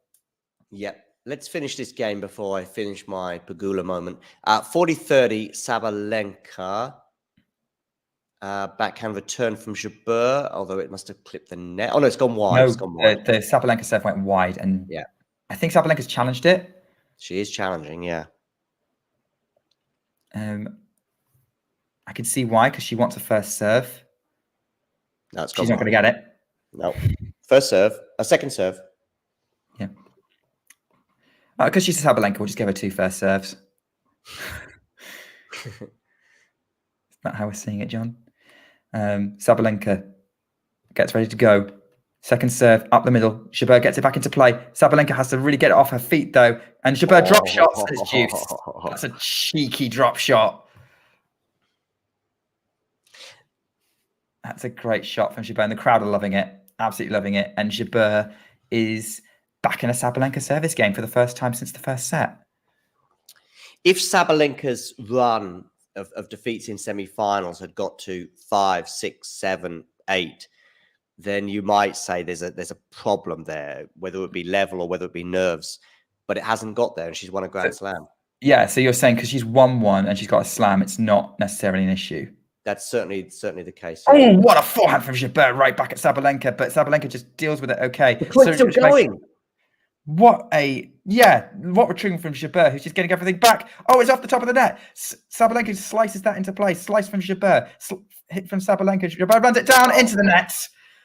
She was going for the running forehand winner again. It hits the top of the net. Jabeur's flat on her back, just sort of letting out all the tension there. The crowd are loving that rally. Again, some brilliant retrieving from Jabeur as they went 13 shots. And yet again, it's interesting that she's tried to hit 3 running forehands. She only made 1 of them. Yeah, it was tricky, but it was an incredible rally that felt longer than 13 shots, possibly because of the variety of shots. And she falls over and lies down and can't quite believe that she didn't win that point. But then there were so many times that she was down in it. Anyway, game point for Sabalenka. Goes down the tee, forehand return. Forehand, Sabalenka's wide. We're back at deuce. Back at deuce.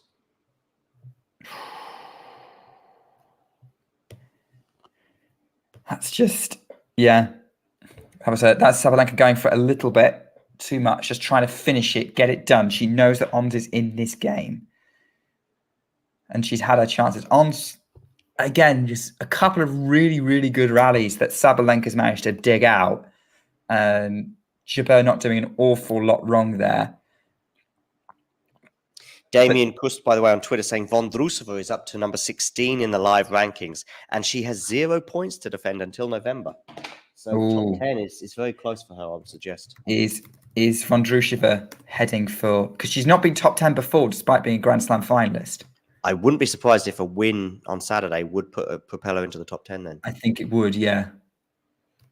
Sabalenka goes long. Is that a double fault? I think that is a double fault. Yeah.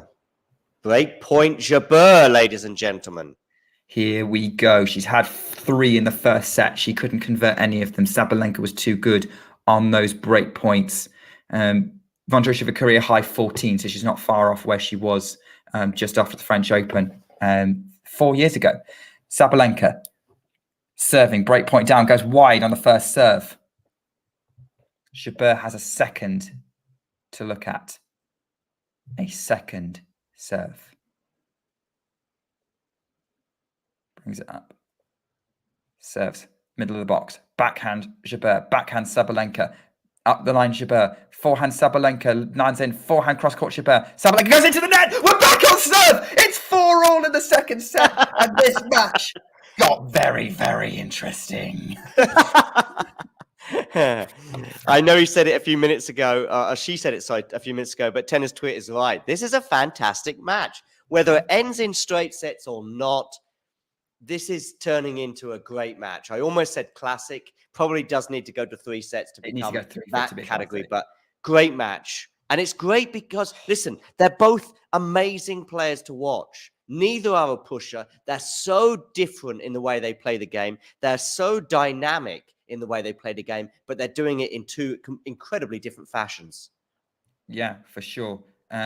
But Jabeur's just netted on the first point of the service game, 15, love 15. I know, exactly. All that work to get back in the match. And she's at risk of a boomerang break here because she did just put in a lot of work and the letdown could be very big. Forehand from Jabeur to the forehand of Sabalenka. And that's, Jabeur has to scoop that one up. Backhand Sabalenka cross court, too good, love 30. And now she's opened the door to get the break back and take control again. The stats of this match are still super good, just showing how I might run through this at the end of this game when we change ends. We'll see how it goes. First serve into the net from Jabeur. That's not what she needs right now. She knows she's a little more vulnerable behind that second serve, or she has been. Maybe not now. Backhand Jabeur to the backhand of Sabalenka up the line. Forehand Jabeur goes back behind Sabalenka off the top of the net and on the line. And she's very fortunate to have got that. Very fortunate to have got that. 15-30. What's that going to do? Serves, gets the first serve in. It's unreturnable. 30-all. Sabalenka got a racket on it, but she put the return over the baseline. There's applause for that 107-mile-an-hour serve that was too good for Sabalenka to get anything on. Gets the first. Oh, it's a let on the first serve. It clips the net. And you can see it taking the pace off. You can see it's taking the pace off. Tense times, 4-all, 30-all. Jabeur trying to get herself back in this match. Forehand to the Sabalenka. Forehand goes for the passing shot. Drop shot for Jabeur. Sabalenka again goes for the pass. Jabeur wild on the backhand volley. It's wide, and it's a break point for Sabalenka to re-establish her advantage in the match. There's just no 2 points ever the same. No. No, absolutely not. And Jabeur's dropping the racket. She's frustrated. She knows she just put all that work in to get to this point, to get back to this, to keep this match alive. She goes for the first serve out wide. Sabalenka gets the backhand in play. Backhand Jabeur back behind to the Sabalenka backhand. Who lands it in. There's great retrieving. Forehand Sabalenka is over the baseline. And Jabeur, I think that was a cry. That was a cry in relief from Jabeur because Sabalenka let her off there. She did a bit, but I also think Sabalenka did so much right. I mean, she was getting incredible depth. I think one of Sabalenka's shots hit the baseline, and there were others. I was thinking Jabeur was doing really well to hang on in this rally. Anyway, backhand Jabeur inside out to the Sabalenka forehand, scrambles it back in. Now Jabeur's trying to control the rally, goes inside out with her forehand. Sabalenka's wide with the backhand, advantage Jabeur. The level is so high. Yeah. And I want to see a third set. I probably will have to leave at some point during the third set, but I want a third set. I would love a third set too. I'm sure everyone watching wants a third set as well. Jabeur misses her first serve. She's got a chance. This is probably not ideal, but here we go. Second serve into the middle of the box. Backhand for Sabalenka is wild and out, and Jabeur holds. Right. I have some stats for you. Great, this share is them. Just for this set, okay? It's 26 points each. Just this set. Jabeur has hit 6 unforced errors. Sabalenka has hit 8. Jabeur has hit 6 winners. Sabalenka has hit 9. They've both had converted serve. Jabeur is at 67% first serve in, and she's gone from being 40% behind second serves, one on the second serve, to 78% one on second serve. Sabalenka's at 50% one on second serve. Still much stronger behind the first serve at 79%, Jabeur 56. But that's sort of the live stats of this match could not be tighter and both players could not be playing better. Well, maybe they could, but the level from both is still very, very high.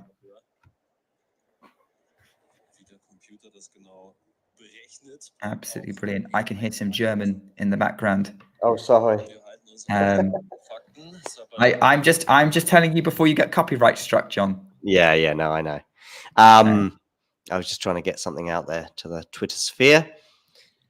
So Sabalenka serving now to stay in this second set. Yeah. Who saw that coming, right? What was she up 4-2? 4-2. Yeah, she's lost 3 in a row. Had a chance to be serving for this set, but she started us off pretty positively by forcing an error from Jabeur with a big forehand. 15-love.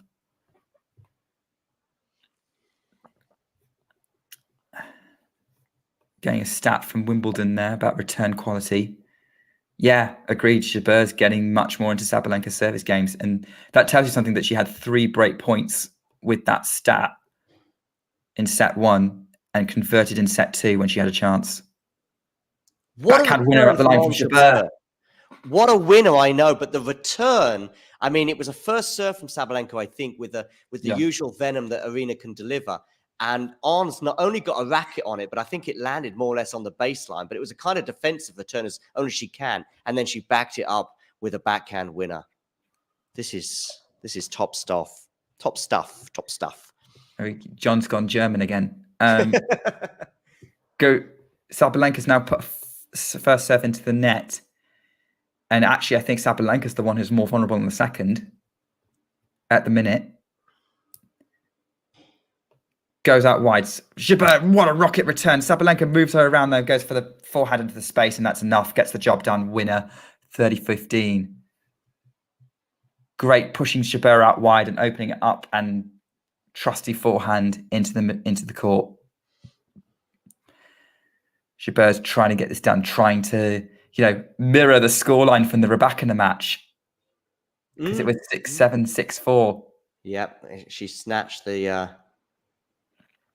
and she might do, because Sabalenka just put a forehand into the net, off balance, 30-all. So she's 2 points from winning the set now. Yeah. She was just a few points away from losing the match, and now 2 points away from winning the set. Ooh, this is... this point is huge. This point is huge. There's so many weird parallels to the Rybakina match.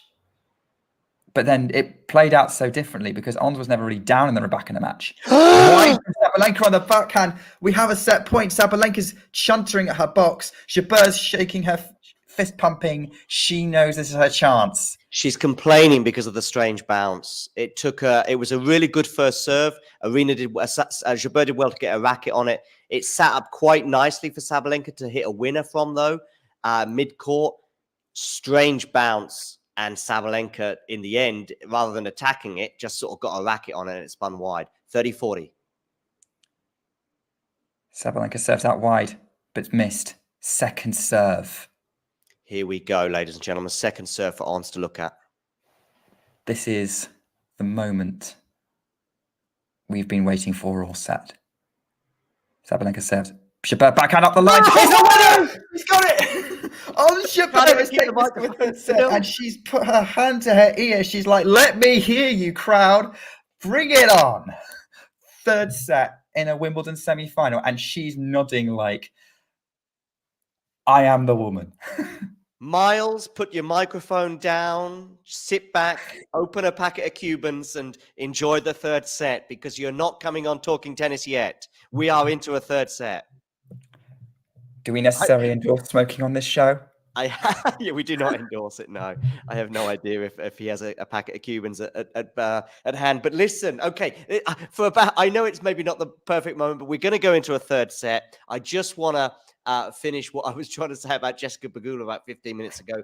Sabalenka, you suggested at the time, she was up a break, I think, when you suggested this, but you said, let's imagine a remarkable turnaround from Ons Jabeur. Will this suggest? By the way, Jabeur has got her head in her towel again, similar to how she was at the end of the first set when she lost it in a nail-biting fashion. But now she's probably doing it to gather her thoughts and to go again, as you said, parallels with the Rybakina match in terms of a tight tiebreak, which could have gone either way, goes the way of Jabeur's opponent. But Jabeur winning the second set 6-4 when her opponent was serving to stay in it. So we're in exactly the same situation. Will Jabeur be able to repeat the trick of taking the match by the scruff of the neck as she did against Rybakina? However, back to what you said, has Sabalenka got a semi-final problem if she loses today? No, because she's won one before and she's also won a Grand Slam, and she'll be in many more, and I think she may well win many more Grand Slams. Jessica Pegula, the clock is ticking, and we've got more quarterfinal defeats for her than Sabalenka. She's also never won a quarterfinal. There's also been quarterfinals that I think she could have won and she should have won, particularly the two this year, and especially the one that occurred against Vondrousova yesterday, I think it was it? The days are all merging into one. Yeah.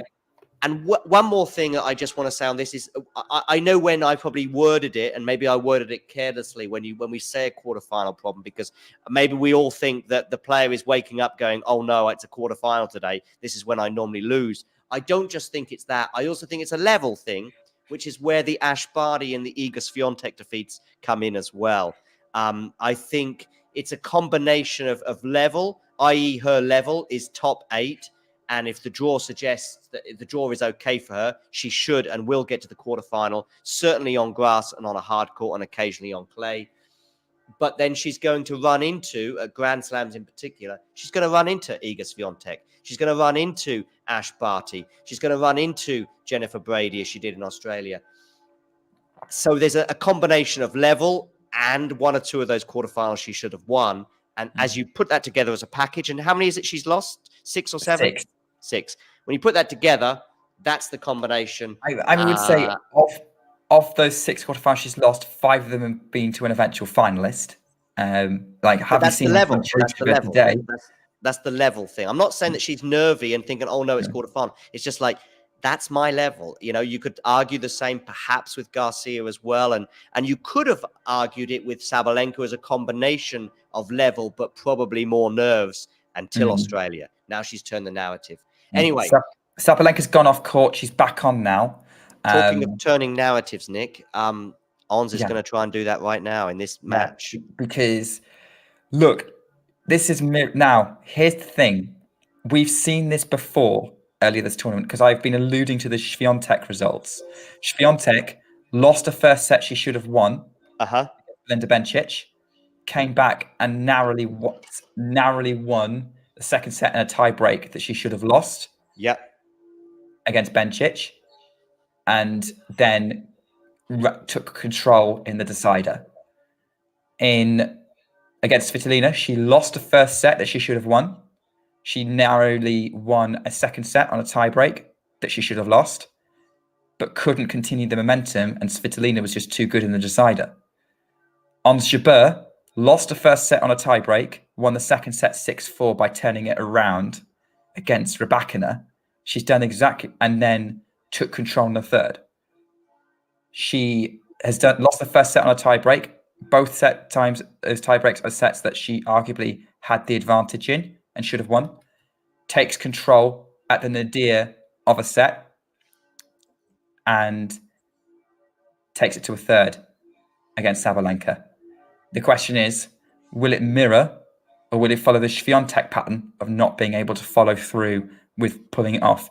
The one thing I will say is this second set that she won 6-4 was very different to the second set that she won against Rybakina because they were kind of nip and tuck throughout that second set, whereas Ons had to come from behind and win 4 games in a row. That's a kind of a key difference there. But yeah, that's the narrative here. Is Ons Jabeur able to be more clutch than Iga Świątek? Weird narratives in tennis. She's won the first game. Pretty comfortably as well, 90-15.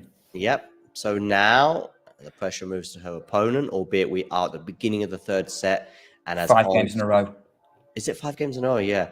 As Ons showed in the first set that it is possible to come from a breakdown and still win. Just having a look at some stats regarding backhand placement from Jabeur. She's going up the line a lot more, Jabeur, I think. No, she's not going. She's taking some risks. She's not going down the middle of the court. No. Well, she was willing to do more. I think she was a lot more even placement, maybe more cross court. But yeah, she's decided she's not afraid of the Sabalenka forehand. Unreturnable from Sabalenka though. Jabeur puts the forehand into the top of the net. 15-love. Ghosty, I think, has contracted what we know now as the Brian Rosenthal disease, because what Brian does is he just goes with the momentum of the match. And Brian will say like, oh, Sabalenka's done. And then a minute later, Sabalenka breaks and it's, oh, Sabalenka's got this now. and I get it. We do that as fans too. But Ghosty's saying Saba is done. And given he just said that it was over, and when Sabalenka was setting the break up. Exactly. He said both. In fact, he said that's what he said. 20 minutes ago, Ghosty said, "Oh well, both of these matches done in straight sets. Pity or whatever like that." Now he's saying Saba's done. Now we've got Saba may never win another major. These are the moments in history. Maybe he's manifesting a Sabalenka win. Maybe he is. Maybe he's like saying this, and then he'll be very pleased when he. So basically, he wins either way because I think he probably is leaning towards Sabalenka in terms of preference. So he wins either way because he can go, "I told you so," or he's like so happy that Sabalenka's won, he doesn't mind that he's been proven wrong. Let us know what you think about these thoughts. Sabalenka's I just make you retire in December. What? Look. Wow. Okay. Yeah, he's going extreme here. Or a taxi firm. Sabalenka cabs. I mean, yeah, maybe. But she's at 40-love. She's regrouped well. She's on a second serve here. But this is the third set. This is the time for a reset. Goes out wide. Sabalenka holds with an ace. Great service game there. Holds the run of games for Jabeur and puts her right in this set. And yeah, I think this could go either way, this one. Genuinely. I mean, I'm still just edging. If I said 60-40 before the match for Sabalenka, it's now 55-45. I still think that now she's won that game, she sort of stopped the rot with the 5 games in a row scenario. I still see her pushing through. And I think the experiences that she had in Australia and in Madrid and some other tight affairs that she's had this year, I think they'll stand her in good stead. Jabeur's serving. Goes out wide. Sabalenka lifts it up, goes long. Great serve from Jabeur. But Jabeur as well can also lean on some fairly recent memory from just 24 hours ago, where she can go, you know what? It's okay to lose a first set against a big hitter and a Grand Slam champion and top 3 player in the world. It's okay. I can still win the match from here. And here we go again. Is this the most clutch we've ever seen on Jabeur as Sabalenka fails to get a backhand over the net 30-love? I mean, like regardless of whether she loses this match or not. Is this the most clutch we've seen? I know what you mean. I know what you mean. I mean, I thought she was incredibly clutch the way she took that match by the scruff of the neck against Vibakina. You know, from the beginning of the 3rd set, I don't think she'll be able to quite do it today, but from the beginning of the 3rd set, she was just like, you're not winning this. Well, not just, what about the Bianca Andreescu match? Again, I didn't see it, but okay. Set down. There was an exchange of breaks midway through the set. I think Andreescu might have been up a break in the 3rd. And Jabeur kind of was 4-3 down, won the set 6-4. But that was a real scrap of a match. As Jabeur holds 2-1. Sabalenka did not get any purchase on any of those serves. And I'm not just talking about today, I'm talking about this whole tournament. Maybe she's been a set down against Andreescu, she came back. She's been a set down against Rybakina, she came back. At some point, it's not going to do it. But then we've just had at some point, maybe she'll run out of luck or run out of clutchness. But this is interesting. I had a thought earlier. Oh yeah. By the way, let's turn this around. If Ons Jabeur wins Wimbledon, she goes to number 3. She overtakes Rybakina. It's great for her, those possibilities, but trust me, she's only thinking about winning. I wouldn't be thinking about that right now. Like, that's 2 matches away. This match ain't done yet. No. But that was a wonderful hold from Jabeur to love. Like, that was full control. Yeah. But great serving from great return from Jabeur to get that in play, but then overhits the forehand on the next shot and goes into the tram lines. She's going to be frustrated with herself there because she gave Sabalenka a real gimme there. And the level is at the beginning of this 3rd set. Sabalenka's had a chance to reset. Is so high right now. It's going to take someone to pull off something special to kick open the door, or someone's going to dip. Sabalenka, for the first time in her career, and maybe the last, did what could be described as a moonball. And Jabeur cleverly and rightly probably decided to take it on the half volley to sort of kill it. But unfortunately, she's put it wide. 15-love Sabalenka. He's got a second serve. Jabeur slices it back into play. And Sabalenka puts the forehand into the net, 15-all. And she's not getting it, like, that's several shots now where she's just not getting it over the net. Which, key tactic of tennis, over and in. I don't know what Ons is referring to, but maybe somebody asked Ons if she'd rather win the trophy than number 1. They do get asked that question a lot, but I think right now it's just all about the trophy. Oh, yeah. Big serve from Sabalenka. Big serve. No one could have returned. Not even Ons Jabeur can return that. It's 30-15. I think it depends on your age, where you're at in your career. Have you won a Grand Slam? Have you been close? Where we at in that particular day? Right now, she's in her, she's in a Grand Slam semi-final again, and she's very, very close. And so right now, thoughts of number 1 is not within reach. So no. Yeah, I don't think it should be about number 1 right now. It's about Jabeur has got to win the big points now. That's a great return from Jabeur, and it's way beyond the baseline from Aryna Sabalenka. 30-all, and the crowd are loving it. The crowd are loving it. They want Jabeur to win this. Big chance for Ons Jabeur. Big chance for Sabalenka. Another service game with Jabeur right in it. Gets the first serve in, though. No, it's missed. I wasn't sure. Yeah, the fact they kind of stopped. I mean, like, it's so close. That thing, like, it's so close to the lines. The margins are so fine. Great second serve from Sabalenka, and Jabeur puts it into the top of the net on the forehand, trying to go for that return. 40-30. Couple of missed opportunities from Ons in this game, you have to think.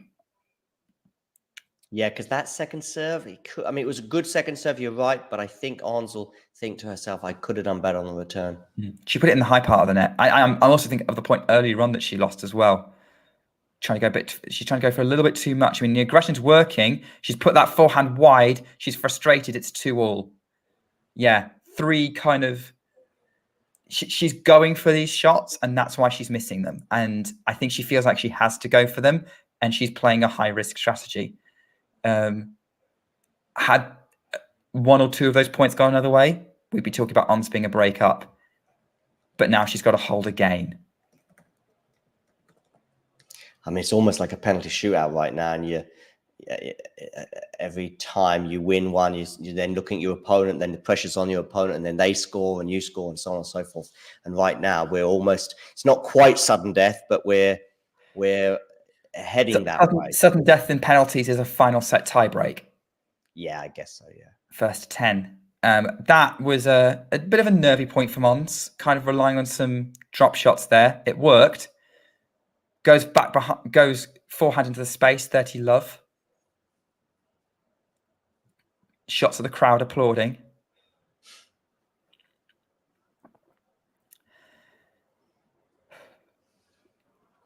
Apologies for the camera shaking by now, but like, I'm so into this match that I cannot stop my leg from shaking. I thought your camera was shaking a little while. It seems to be a bit steadier now, but yeah, I'm keeping my leg away from my leg away from the leg of the table.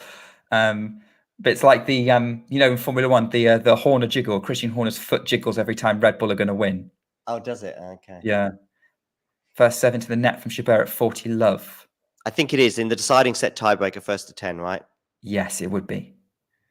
So a super shootout. Forehand of Jabeur to the backhand of Sabalenka, winner.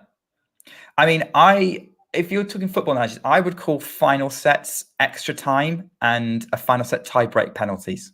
Yeah. I mean, it's just how this is just starting to feel as though you hold serve, I hold serve. And it does have the feeling that, one break may well break, if you like.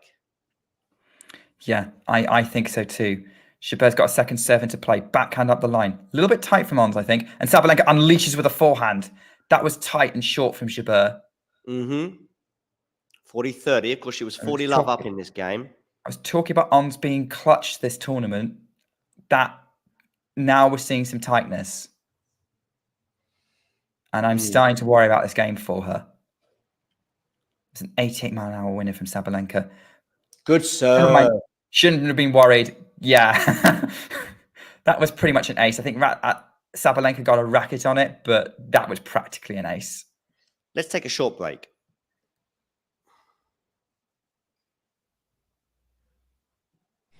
Thanks for tuning into this watch along. While there's a break in play, here's a reminder to hit the like button, subscribe, and click that notification bell.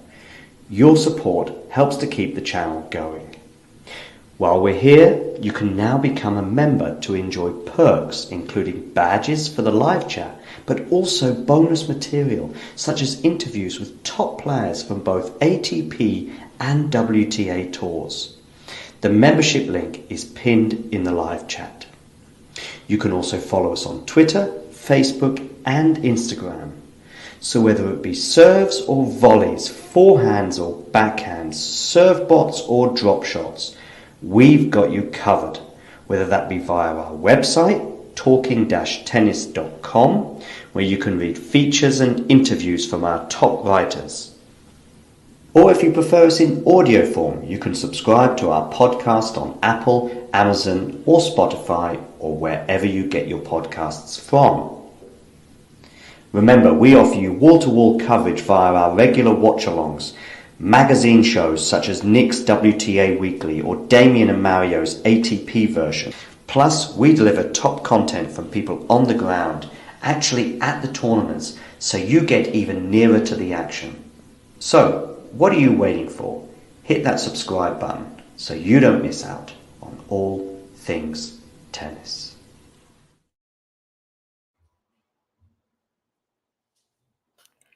And we're back. That was almost perfectly timed, John. The camera panned in as you were running to your sofa. We've got love 15 on the Sabalenka serve. So, So I know you have to leave in 13 minutes. I can carry everything on the rest of the way if this is going to get drawn out, which I wouldn't be surprised. Ooh, could be love 30. Well, it is love 30. It's love 30. It's a long, very ballooned forehand from Sabalenka. If it doesn't go to a tiebreaker, I might, if I'm lucky, if it's 6-4, I might just get the end of the match. I mean, in terms of the commentary, I'm going to watch it on my phone as I travel across Bonn. Bonn, by the way, traveling across, it's not London. It's a 15-minute journey to get to the tennis court, but I'll be out. By the train, right? I'll get an what they call an S-Bahn. So it's like a tram. Okay. Yes. I do cycle as well, but my bike at the moment has a puncture. Also, don't cycle and watch tennis. That too, yes. Yeah, good point, yeah. 15-30. Yes, but On's backhand long. She's frustrated there because that was a chance. Just, lifted a little too high. Just the contact point wasn't quite right. And she's frustrated there because like the racket face was pointing up a little bit. Maybe because she knows that she's been hitting a little bit too flat, but that's giving Sabalenka a little bit of a foothold in this game. Goes down the tee. Forehand Aryna, winner, 30-all. Yeah, great. Really short return from Ons, +1. Really effective. Still half a chance for Ons.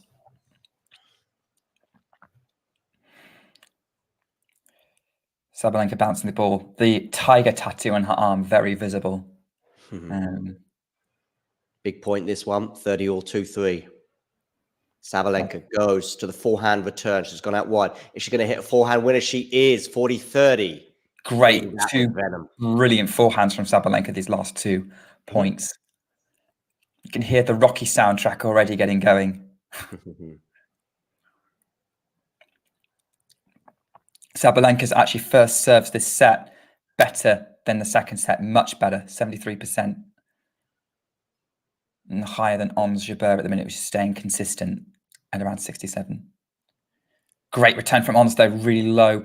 Goes for the backhand, back to the Sabalenka forehand, goes cross court. Forehand Jabeur to the forehand of Sabalenka. They're trading blows at cross court. Sabalenka's got long on the forehand and it's deuce.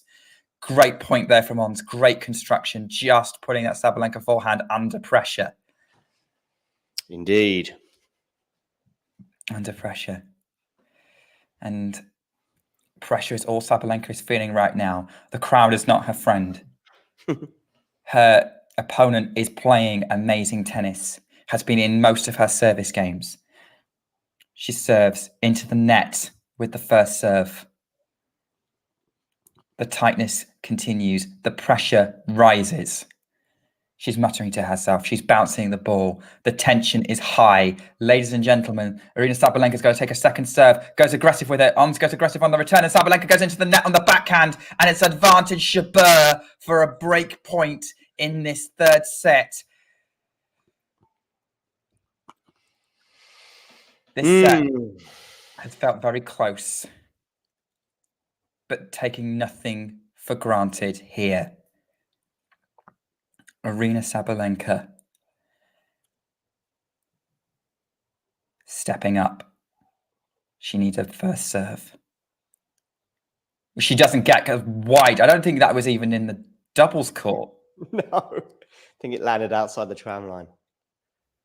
Second serve, Jabeur. Here we go. Brings it Jabeur slices it into play because it was a great awkward second serve. Jabeur has to really on the defense here, but getting everything back. Sabalenka goes on the attack. Backhand Jabeur to the backhand of Sabalenka. Cross court goes back behind. Jabeur's again on the defense. Sabalenka's coming into the net to finish. Great job, Sabalenka. Just kept pushing Jabeur back and back and back. Got the short ball, finished it, saves the break point. Deuce. I tell you what, the defense from Jabeur, I mean, some of those, how she managed to get a racket on it was incredible, and the depth she got on it as well. And yet Sabalenka kept her cool every time. She was like, I'm not making an error. I'm going to make you work. I'm going to make you work even harder. And in the end, it became too much. We're back at deuce. And I saw quite a few people punching the air with delight. Sabalenka's getting some support from the crowd. Yeah. I mean, I don't think Sabalenka's getting no support. So I think it is more down to people who love ons. Gets the first serve in play. Great job from Sabalenka again. Gets the short ball on the backhand, but goes way wide. That's the kind of point that she'll be having nightmares over tonight if she doesn't win this match. And it's interesting because she got the short ball she wanted, but this time on the backhand, which is usually so trusty. And it's the opposite because she's finished off with the forehand before. The crowd, again, they're showing shots of the crowd. I think there's a lot of noise in this stadium. Aryna Sabalenka. Serves to the Jabeur forehand. Gets it back into play. Sabalenka attacks with a winner. Forehand. And she's celebrating. Back to deuce. That forehand is getting her out of a lot of trouble here. I wouldn't be surprised if she started running around the backhand, at least until she feels more confident in it.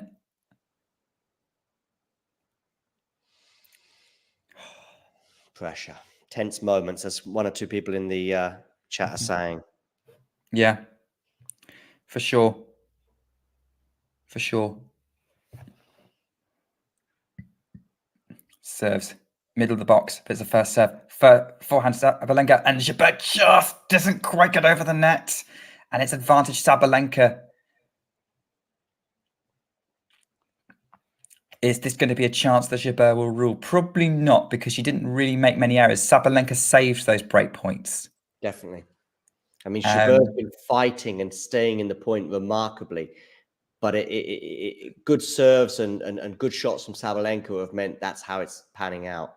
And is this what's going to be enough to turn Sabalenka's match around? She goes way long on the first serve, trying to go up the tee, trying to change direction on it. Yeah, this feels like the kind of game that could boost Sabalenka's confidence enough to take her to the match. I don't think there's a big differential in fitness, Ghosty. Jabeur serves.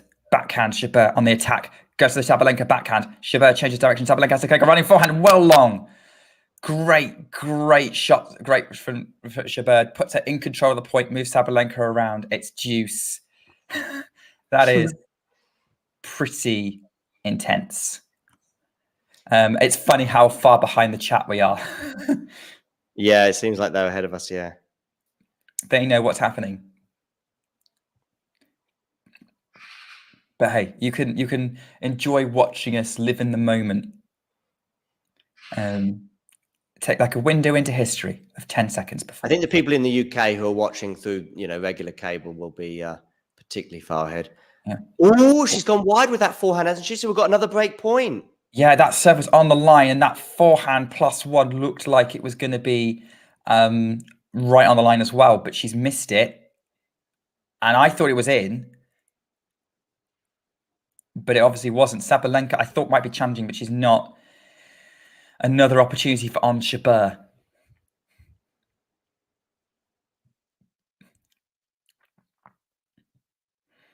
Sabalenka serves, gets the first serve in play, but Jabeur gets the return into it. Forehand Jabeur. Sabalenka forehand short. Slice from Jabeur to the slice from Sabalenka. Forehand Jabeur to the Sabalenka backhand, which is sliced. Just made it over the net. Jabeur counter slices. Backhand. Sabalenka is long. It's over the baseline. Jabeur celebrates to her box. She is 4-2 up in this set.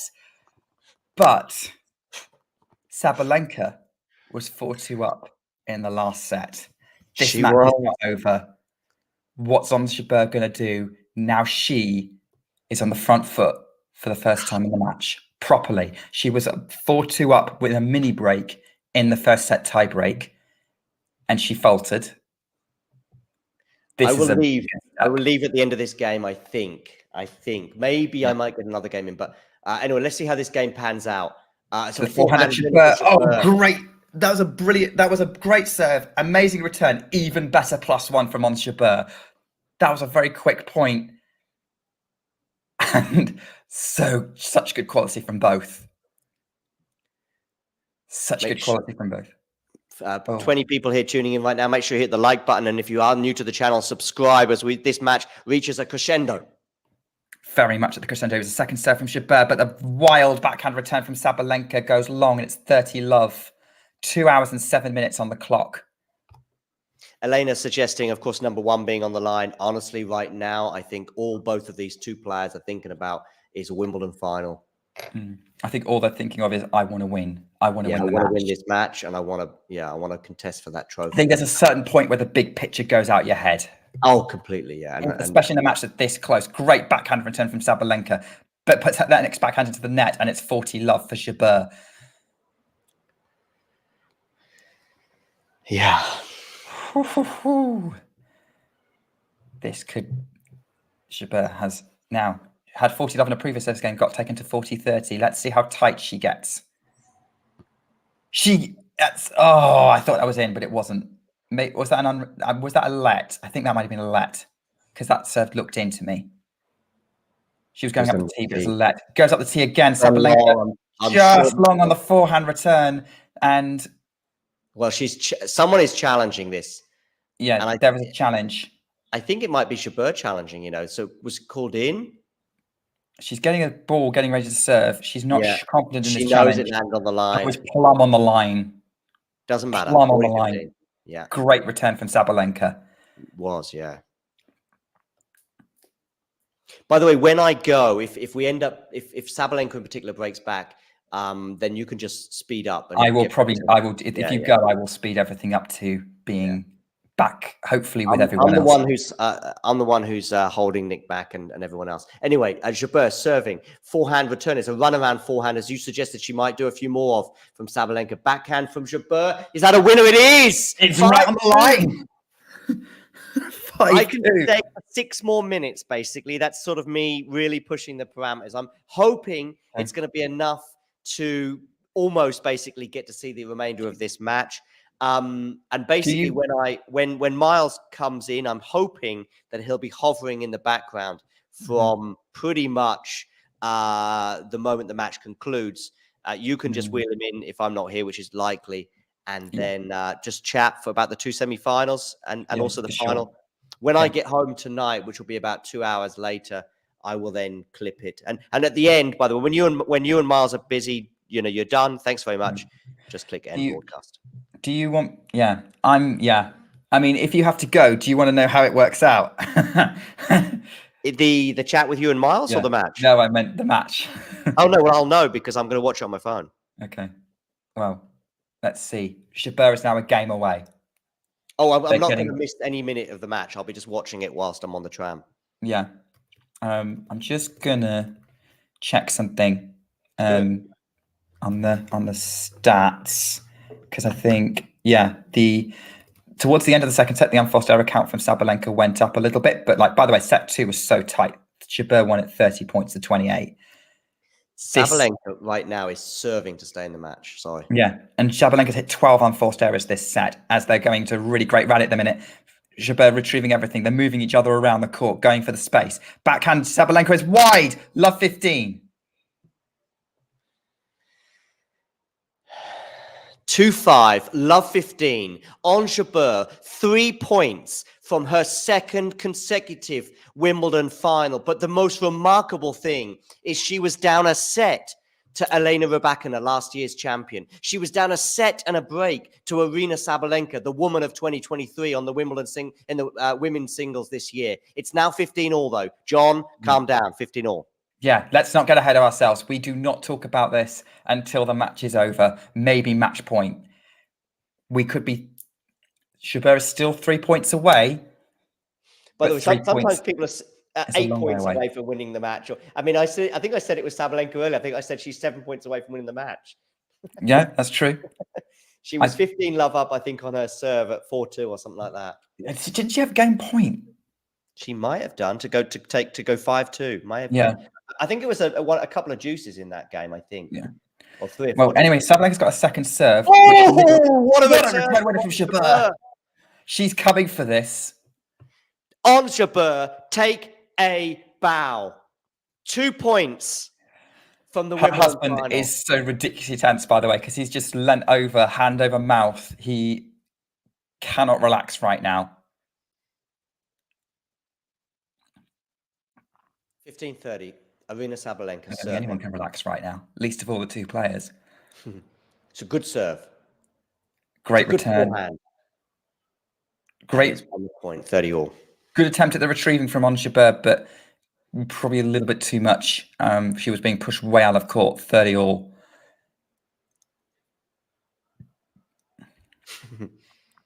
Just looking at some of the comments in the chats. Yeah. 30 all. Jabeur. 2 points. Gets the return in play. No, she doesn't.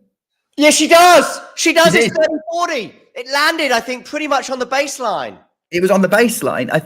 Okay.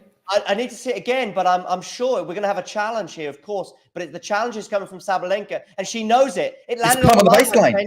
Match point on Jabeur. On the Sabalenka serve. On the Sabalenka serve. Prefer it on the Sabalenka serve. Maybe she would, yeah. Okay, my word. Here we go. On Jabeur. Talk us through it, Nick. She's ready. She's looking. She's staring at Aryna Sabalenka, waiting to see what she does with this first serve, which goes... She saved it with an ace, and Sabalenka roars. Plumb on the line on the outside of the line. What a moment of clutchness from Aryna Sabalenka. Unbelievable stuff. Statman Ghost. Thank you, Ghosty. So, yeah, no, her first serve percentage is really good. It's just the return game of Ons is incredible right now. First serve is off the top of the net and out from Sabalenka at deuce. How on earth... This match. Serve out wide from Sabalenka. Double fault. Double fault. Double fault. John is much better at calling lines than I am. I'm going to tell you that. Next year, I'll be at Wimbledon calling the lines.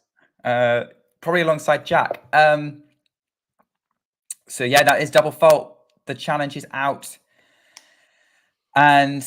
yeah, so Sabalenka saved the first match point with an ace. She double faulted to set up another match point for Jabeur, and now she's focused. She's ready to have another crack at this. The first one was out wide on the line. This first serve goes out wide again. Jabeur looped up. It's out again. That first serve out wide is killing Jabeur. She looks disappointed. I don't think she could do much with that, to be honest. Like the tennis shoes are going on. I'm putting my tennis shoes on. Okay. Please, if you hear any scuffling sounds, it's John getting ready for his match. Great serve from Sabalenka, and it's unreturned, and it's advantage. Game point. Is this what comebacks are made of? First game point of the game, I think. Is this what comebacks are made of for Sabalenka? Because that feels like the kind of clutchness that can turn a match like this around. Goes out wide, and that's well, Sabalenka was walking, but it was missed on the first serve. Funny how she missed the first serve out wide into the ad court when it's not match point down. Gets ready for the second. Goes into the middle of the box, goes cross court on the backhand. Great backhand from Sabalenka on the line, saves it. It's 3-5. Jabeur has to serve this out, having missed 2 match points. I mean, this is nervy. This is nervy. I can't. I'm on the borderline, but I'm going to stay, I think, for another 2 minutes. Hopefully, just in terms of me being able to see the match out, she serves it out. You don't get any forfeits for being late, do you? No, I don't think so. Okay. Just checking. You don't have to do push-ups. Come on. Which is what Taylor Townsend was making her doubles partners do if they double faulted. Forehand, Jabeur, low over the net. That was a tight forehand. Backhand again, really short. Sabalenka puts her backhand into the net. 15 love. There's a little bit of tightness here in Jabeur because those points were really those shots were mid-court. They were ready to be attacked, but I think Sabalenka was probably tight as well. I'm not sure. Goes out wide, misses the first serve. Jabeur is getting ready to second serve. Goes to the middle of the box. Backhand Sabalenka, really deep. Jabeur just gets that over the net. Sabalenka wide on the forehand. Jabeur raises a fist. She's been very lucky because she's so tight and Sabalenka's giving her so many gimmies, but Jabeur's only made 2 unforced errors. Sabalenka's made 14. She's been leaking errors this set, Sabalenka. And that's what's made, really wide first serve, trying to go up the tee, like from Jabeur. That was very much in the other service box. Really short second serve. Backhand from Jabeur. Forehand Sabalenka. She's pushing Jabeur really deep. Great passing shot from Jabeur. Sabalenka can't pick it up. She's got 40 love and it's 3 match points. 3 more match points for Jabeur. She's had 2 already. Is for a place in a second consecutive Wimbledon final.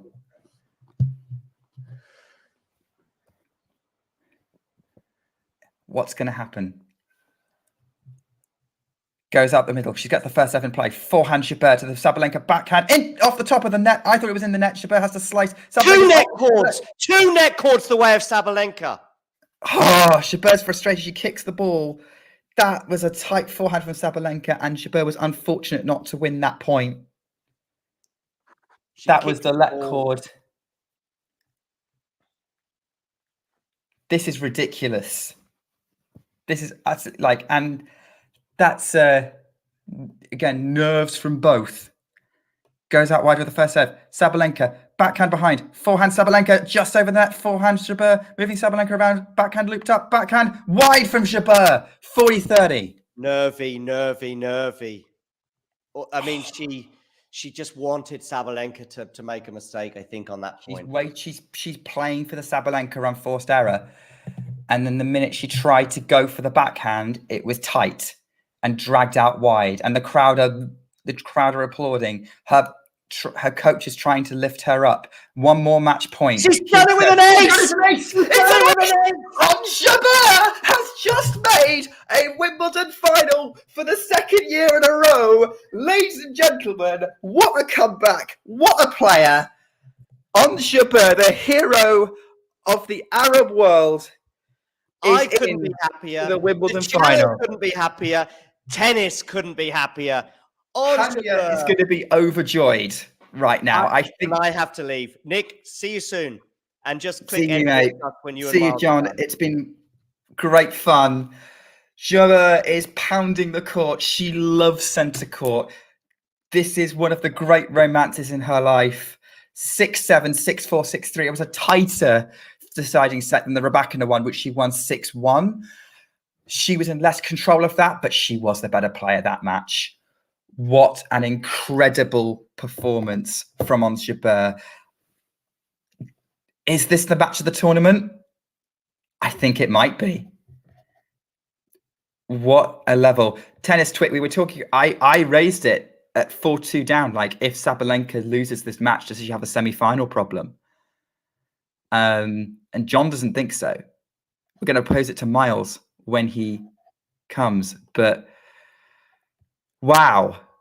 In that third set, this is the stats. Jabeur, they were both 71% first serve points won. Jabeur was much tighter behind the second, 82% to Sabalenka's 30. Sabalenka hit 12 winners and 14 unforced errors. Jabeur hit 6 winners and 3 unforced errors, 33-26. That is just the third set. The quality was brilliant. Let's have a look at the overall match. 27 winners from Jabeur, 39 winners from Sabalenka, 14 unforced errors from Jabeur, 45 from Sabalenka. Their first serves were firing, but Sabalenka was vulnerable on the return.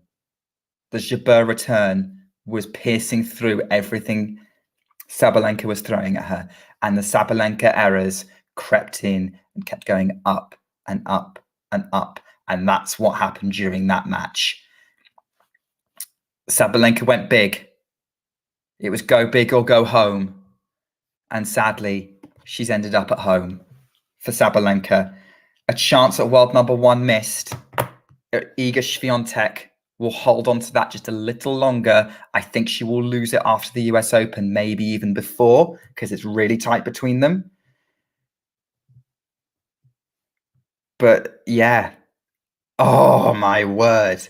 By the way, congratulations to Hanya, who has just won the popcorn tennis sort of pool, if you like, the league, predictions league, because she predicted Ons Jabeur to win the title, and her draw has panned out much more accurately than anyone else's on the team. Jabeur's not won yet, but even if she doesn't, Hanya called it better overall across the draw.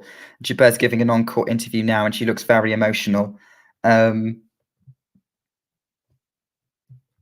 Yeah.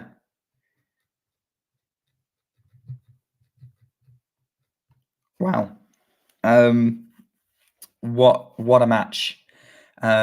Thanks everyone. I hope you all enjoyed that match. It was probably one of the most exciting commentaries I've ever done.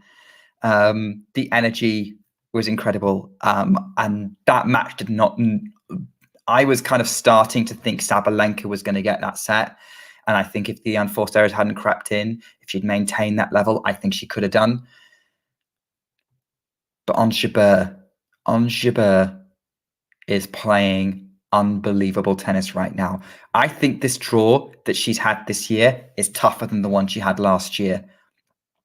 One more match left. She's into another Wimbledon final, and she's into another Wimbledon final where she's the favourite. No discredit to Marketa Vondrousova. I think she can give Ons a run for her money tomorrow. I'm a lot more wary of writing Vondrousova off today than I was earlier. But I don't think that Ons Jabeur is... I think Ons Jabeur's learned. I think she's righting some wrongs this Wimbledon. But then I thought fate had Svitolina in the final. And I'm not always the best reader of fate. Will the stars align for Ons Jabeur, or will Marketa Vondrousova steal a first major title as she's stolen her way through? Because she's come out and taken it. She went out today against Denise Svitolina and took it. Ons Jabeur has come from a set down against 3 Grand Slam champions. Not only that, she dominated a 4th against Petra Kvitova. She was by far the better player in that match. And there were doubts. I did have some doubts about Sabalenka. I did think maybe some cracks would start appearing in that game of hers. Full credit to Ons Jabeur. Full credit.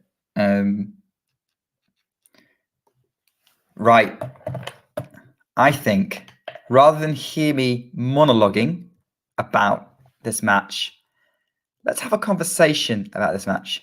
Let's get tuned in on this match and listen to the thoughts of Miles David. Do you like that entrance? I did. I really appreciate it. I'm glad we can get tuned in together and talk some tennis. Yes, here we go. Mixing some brands. Here we go. Guys, don't go anywhere. Miles and I are going to be chatting about both semifinals. But I think there's one semifinal that we both want to talk about just a little bit more. I've just shared my thoughts in a little bit of a monologue on how I thought that match went. Maybe a bit more scattergun whilst they're still kind of coming together. Miles, what a match!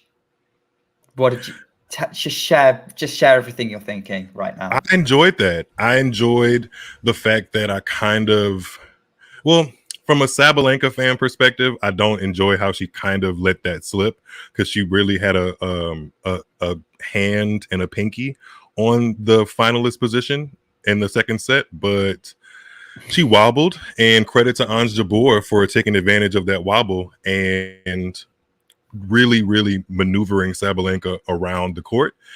And yeah, getting that W because it didn't look like she was going to be on the other side of that match holding a finalist position at Wimbledon again. So happy for her. I feel like it's a nice redemption arc if she can win the trophy, especially with how everything happened for her, losing Wimbledon and going on to lose another Grand Slam final of the U.S. Open last year. It's good to see her kind of battle some of the demons that she had in general and let alone in this match going up against Sabalenka. So that was a really, really fun women's semifinal. Interesting. I mean, I will agree with you that Sabalenka wobbled. We could see the unforced error count creeping up from set 2 onwards, compared to what it was, and that was always that's always the risk with Sabalenka's game. Mm-hmm. But I think Jabeur saw the crack and decided to try and kick where the crack was and see what happens, and she broke through. I kicked the crack. She did. She did. She kicked a lot of things today, and I think her return game, and it's funny how often we've been saying this Wimbledon, the return was key in this match. Sabalenka's didn't get better as the match progressed. She really gave away some freebies. Yeah, she gave away some freebies. In set 3, I said a lot. Like Jabeur was lucky with some of those games weren't tighter. Yeah, that was thrilling. I was keeping my fingers crossed that we get one classic semifinal. I don't think this one was a classic, like or instant classic, but it was definitely better than the first one. And I had said yesterday in my Twitter spaces that I was hopeful for a Vondrousova and Jabeur final at Wimbledon because I feel like that would be a court craftiness dream, and we're getting it. So I'm excited. Yeah, I think for tennis purists, it's going to be a lot of fun. For those who like, I don't know, that's probably a little bit of snobbery towards certain tennis fans. Hey. But maybe some of the ones I've encountered on your Twitter spaces. But snobbery and tennis kind of go hand in hand a little bit too often, so it's okay. I don't blame you. Yeah. So it's going to be. It's going to be a match of lots of different. I don't think any shot's going to be the same because both, like you've got Vondrousova's loopy shots versus Jabeur's flatter strokes, but yet both are more than comfortable just putting in some trickery to move their opponent around the court. I did have some thoughts I wanted to ask you about before we kind of talk about the second semi-final, the first semi-final, the other semi-final, whatever that was that happened before this. And actually, before we do that, I think there's some very important news is that like you've got some people wishing you happy birthday in the chat. Oh, thank you guys. I appreciate that. Yes, I am the big 3-0 today. Oh, let me know what it's like because I'll be following you next year. You'll be following me? Okay, yeah. I'll let you know what the club feels like and kind of work my way around it and hopefully make it warmer for you because I'm a little scared myself. I'll be fine. I'm kind of going with I'm just going to spend another year of my 20s just living like a crazy person and then I'll settle down when I'm 30. Hey, nothing's wrong with that. No. But I made a comment earlier and I wanted to know what you thought. Looking at her so far before throughout this tournament, throughout this run, is this the clutchest we've ever seen on Jabeur throughout the whole tournament? Yes. Her run to the final has included wins over Andreescu, Kvitova, Rybakina, and now Sabalenka. All 4 Grand Slam champions, all relatively recent Slam champions. The most dated, well, The most dated of them is Kvitova because she won her last one in 2014, and then Andreescu in 2019. But the other two have won Grand Slams in the past year. So, and especially Rybakina being the defending champion in a rematch of the final. So, I think this is probably Ons Jabeur's best run at a Grand Slam. And, you know, with a run like that, you want to see somebody holding the title and hoisting it. But respect to Vondrousova as well, because she's had a really good run, beating Kudermetova, a seeded player, Donna Vekic, a seeded player. Svitolina wasn't seeded, but she's been to the semifinals of Wimbledon before. And Pegula, definitely seeded. Yeah. Pegula is the highest seed she's beaten, number 4 seed. So, yeah. Yeah. Well, it sounds like you want to talk about Vondrousova. So let's talk about the other semi-final. It was not as competitive as I thought it was going to be. I just think it was because Vondrousova didn't allow it to be competitive. She ran down everything. Again, it was another amazing return performance from the winner. And she was moving Svitolina up to net, getting her out of position and passing her. And that was the strategy, and it was working. And could she... And I don't think Svitolina got a couple of good shots in, but she wasn't able to engage the kind of tennis that got her to the semifinals. That was my read. It looked like she had kind of hit a wall, kind of physically, you know? You think Svitolina ran out of gas? Yeah, I don't think her game style and just like how she naturally plays allows her to be a good retriever, I think. But her retrieving skills were just that little bit lower than what they should have been to kind of match up with where Vondrousova was today. So, yeah, I didn't expect that match to go the way that it did. But while I watched it, Vondrousova just out-tricked Svitolina on a day where she was half a step slower than she should have been. And that's what happens. It was... The second set was tighter because Vondrousova kind of woke up a little bit and kind of realized where she was at and what was happening. But too much of the match had gone by, and the tide was too much on Vondrousova's side for Svitolina to really change it.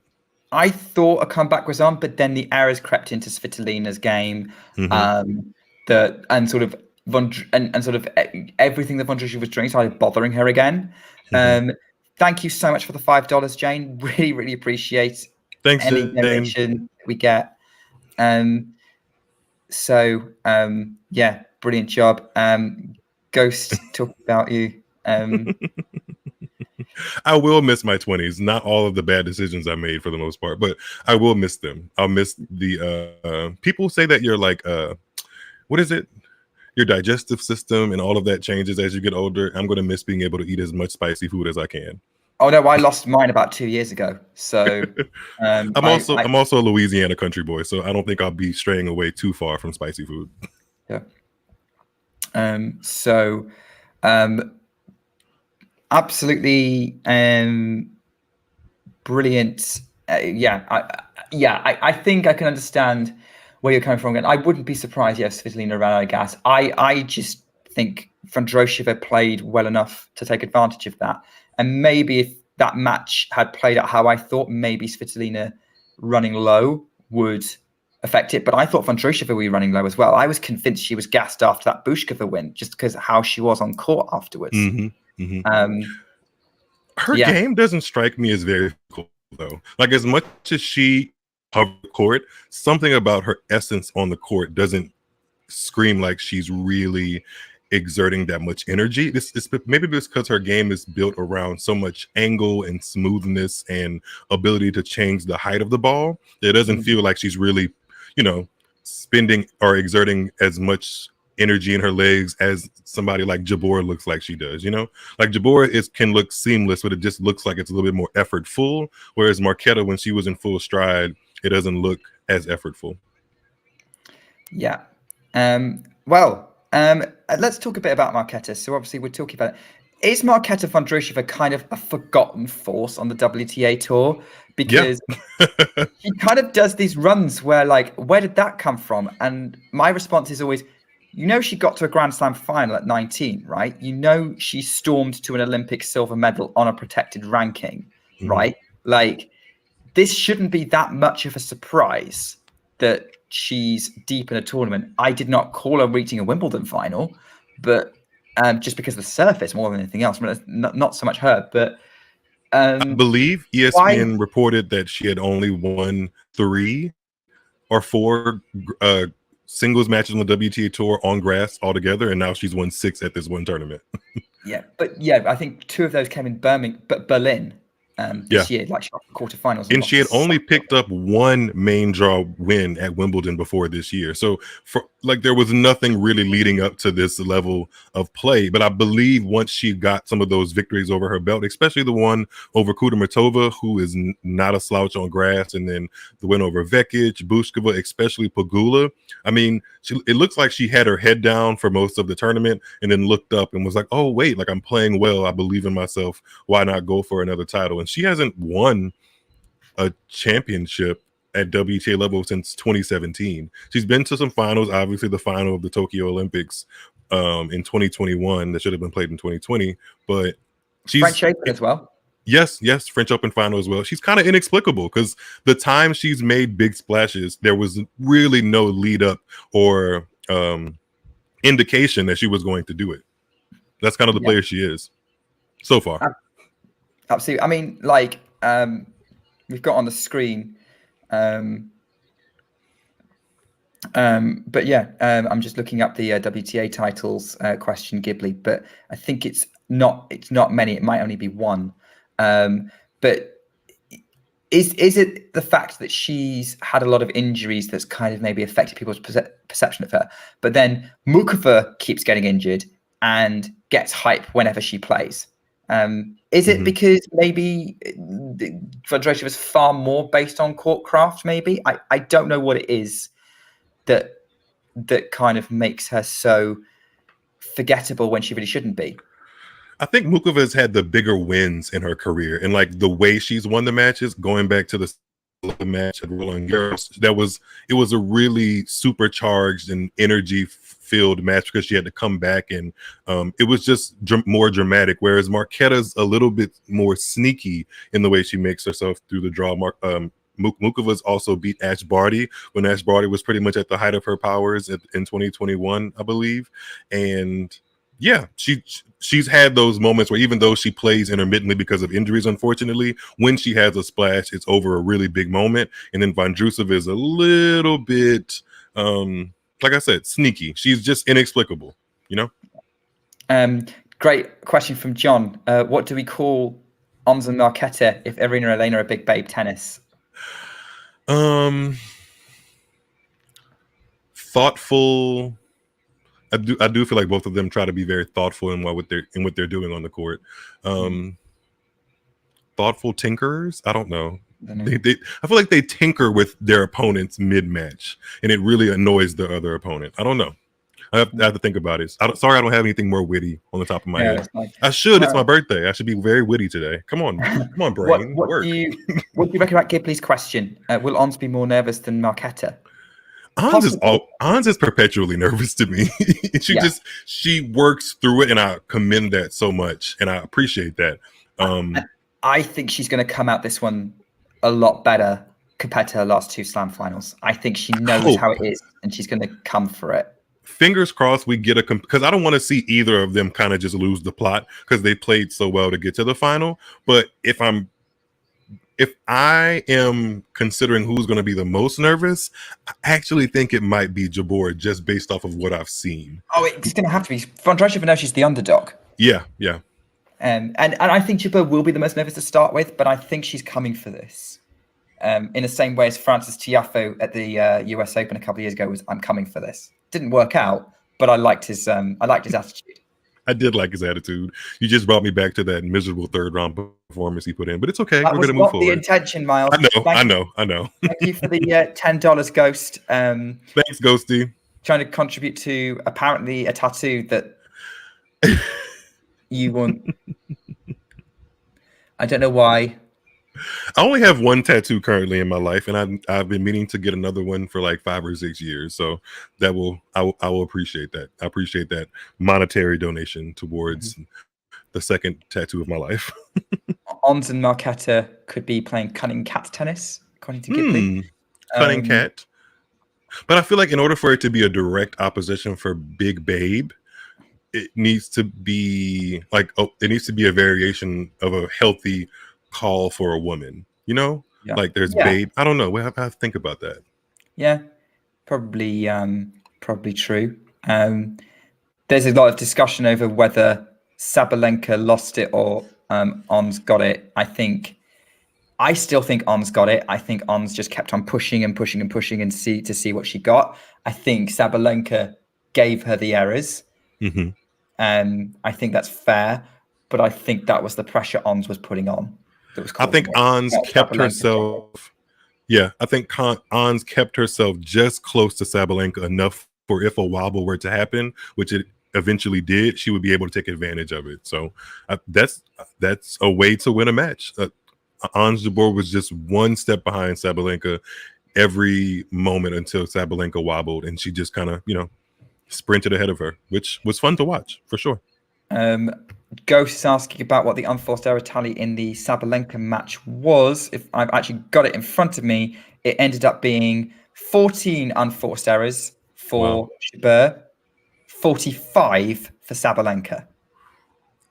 I always feel like Wimbledon's a little bit, I don't want to say they pad the stats, but it feels a little, even though Sabalenka did have some very loose ground strokes, 45 seems a little, 45 seems a little high. Yeah. I look, no one's good on like tracking forced errors before. So yeah, there's that. By the way, question from before about Vondrousova. She has only won one WTA title, which was the first final she played. That's how she made her big splash. Yeah, she was a teenager. Hardcourt at BN, beating Kontaveit in the final, and then she's lost the following four in Hungary, Istanbul, Roland Garros, and the Tokyo Olympics. So she's looking to put that run for her to an end. Otherwise, that record's looking very Sakkari-ish. Well, at least her trophy cabinet looks much shinier than Sakkari's. They have more actual moments of her winning as opposed to her being the runner-up. Wait, you mean Vondrousova's trophy cabinet or Sabalenka's trophy cabinet? Sorry, Vondrousova. Oh yes, it is Sakkari-esque, but Although but there has been some conversation around does Sabalenka have a semi-final problem because she's now 1 from 5 in major semis, and I don't think it's all semis like Sakkari. Sakkari's only been to 2 Grand Slam semi-finals, but what do you think is worse though? Because in all of Sabalenka's Grand Slam semis, they all went 3 sets. They all had opportunities, whereas in Sakkari's semifinal, she had a match point against Krejcikova, and in the other semifinal against Raducanu, she just basically didn't show up for that match. I don't know which one is worse. I'm not sure if it's better to have had opportunities in a match and lose it, or to just kind of get beaten by the better player on the day and not really have a shot. So I'm not. What do you think? Is it better to be close or to not have had a chance at all? To be close. I'd say to be close. Because it's a bit like we were talking about Pegula earlier, and her sort of seemed to be hitting a ceiling at quarterfinal levels because she's playing players who are peaking, and maybe have a slightly higher ceiling than she does, despite her having the higher ranking. I would prefer to go, well, at least I was a couple of points away or something like that, rather than as opposed to I just got my butt whooped. A limit. My upper limit isn't this, whereas I could think my upper limit could be. And Sabalenka did win a semi-final, and then she got a Grand Slam title out of it. So there's no reason why not, but it's not a good stat for her right now. And if you break down each one of those semifinal losses, it was the first one was a loss to Pliskova at 2021 Wimbledon semifinals in 3. Second one was to Fernandez. That one definitely sticks out because she definitely had opportunities in that one. Then again at the U.S. Open, again at the U.S. Open to Swiatek. The French Open that just passed, and then now Ons Jabeur in 3. So it's a trend. It's a trend there. It's not a bad trend to have, but I would imagine this one's going to sting because one, a Wimbledon title was on the line, or a Wimbledon final rather was on the line, and so was the number 1 ranking. Swiatek will keep for a little bit longer. I think not for much longer. I think she'll lose it after the US Open, if not before. Depending on how Sabalenka does in the warm-ups. Couple Bill, of she gets questions. asked a question about Vondrousova that I can't answer. Well, which one? He's asked 2 questions. But this one, my answer to this question is it's not an emergence. She was already there. We just weren't paying attention to her. I still can't call whether this means anything yet. She's just that inexplicable. Any other time I've tried to think about her, like her really taking this result and moving upon it and getting into the top 10, because her highest ranking is 14, I believe. So Yes. she still has, upper ranks to climb. She's going to be 16 minimum After this now. run. Got it. Yeah. Okay. Well, and Ghosty also asks, is she a threat at the U.S. Open? I don't know. Anyone's a threat at the USA. Right? Vondrousova could win it, could get to the semis, or lose first or second round. Like, that's how much of a variance the results have been in her career. I have a question of my own that I want to pose to you, going back to Ons Jabeur. Okay. If Ons Jabeur wins Wimbledon, and it's an if still, because Marketa Vondrousova has been putting in some amazing performances, do we need to be expanding the top of the WTA to a WTA Big Four? To include Jabeur? Yes. Not yet. Not yet. She's knocking on the door, and to steal another platform's popular phrase, she's in the mix. I feel like that's a really healthy way to put it, but I don't think she can be considered a part of the Big Four just yet. She's right outside the door. Like, if there's a screen door, she's looking directly in it. Yeah, I would put her, if she won it, I'd put her halfway in the door. Okay. I think she needs to win another. I agree with your assessment. I think she probably needs to get to another big final. I would allow a 1,000 final as counting. But I think this performance kind of puts her in the mix. Well, she was already kind of in the mix of people looking through the window, because you could also expand it to include players like Krejcikova as well.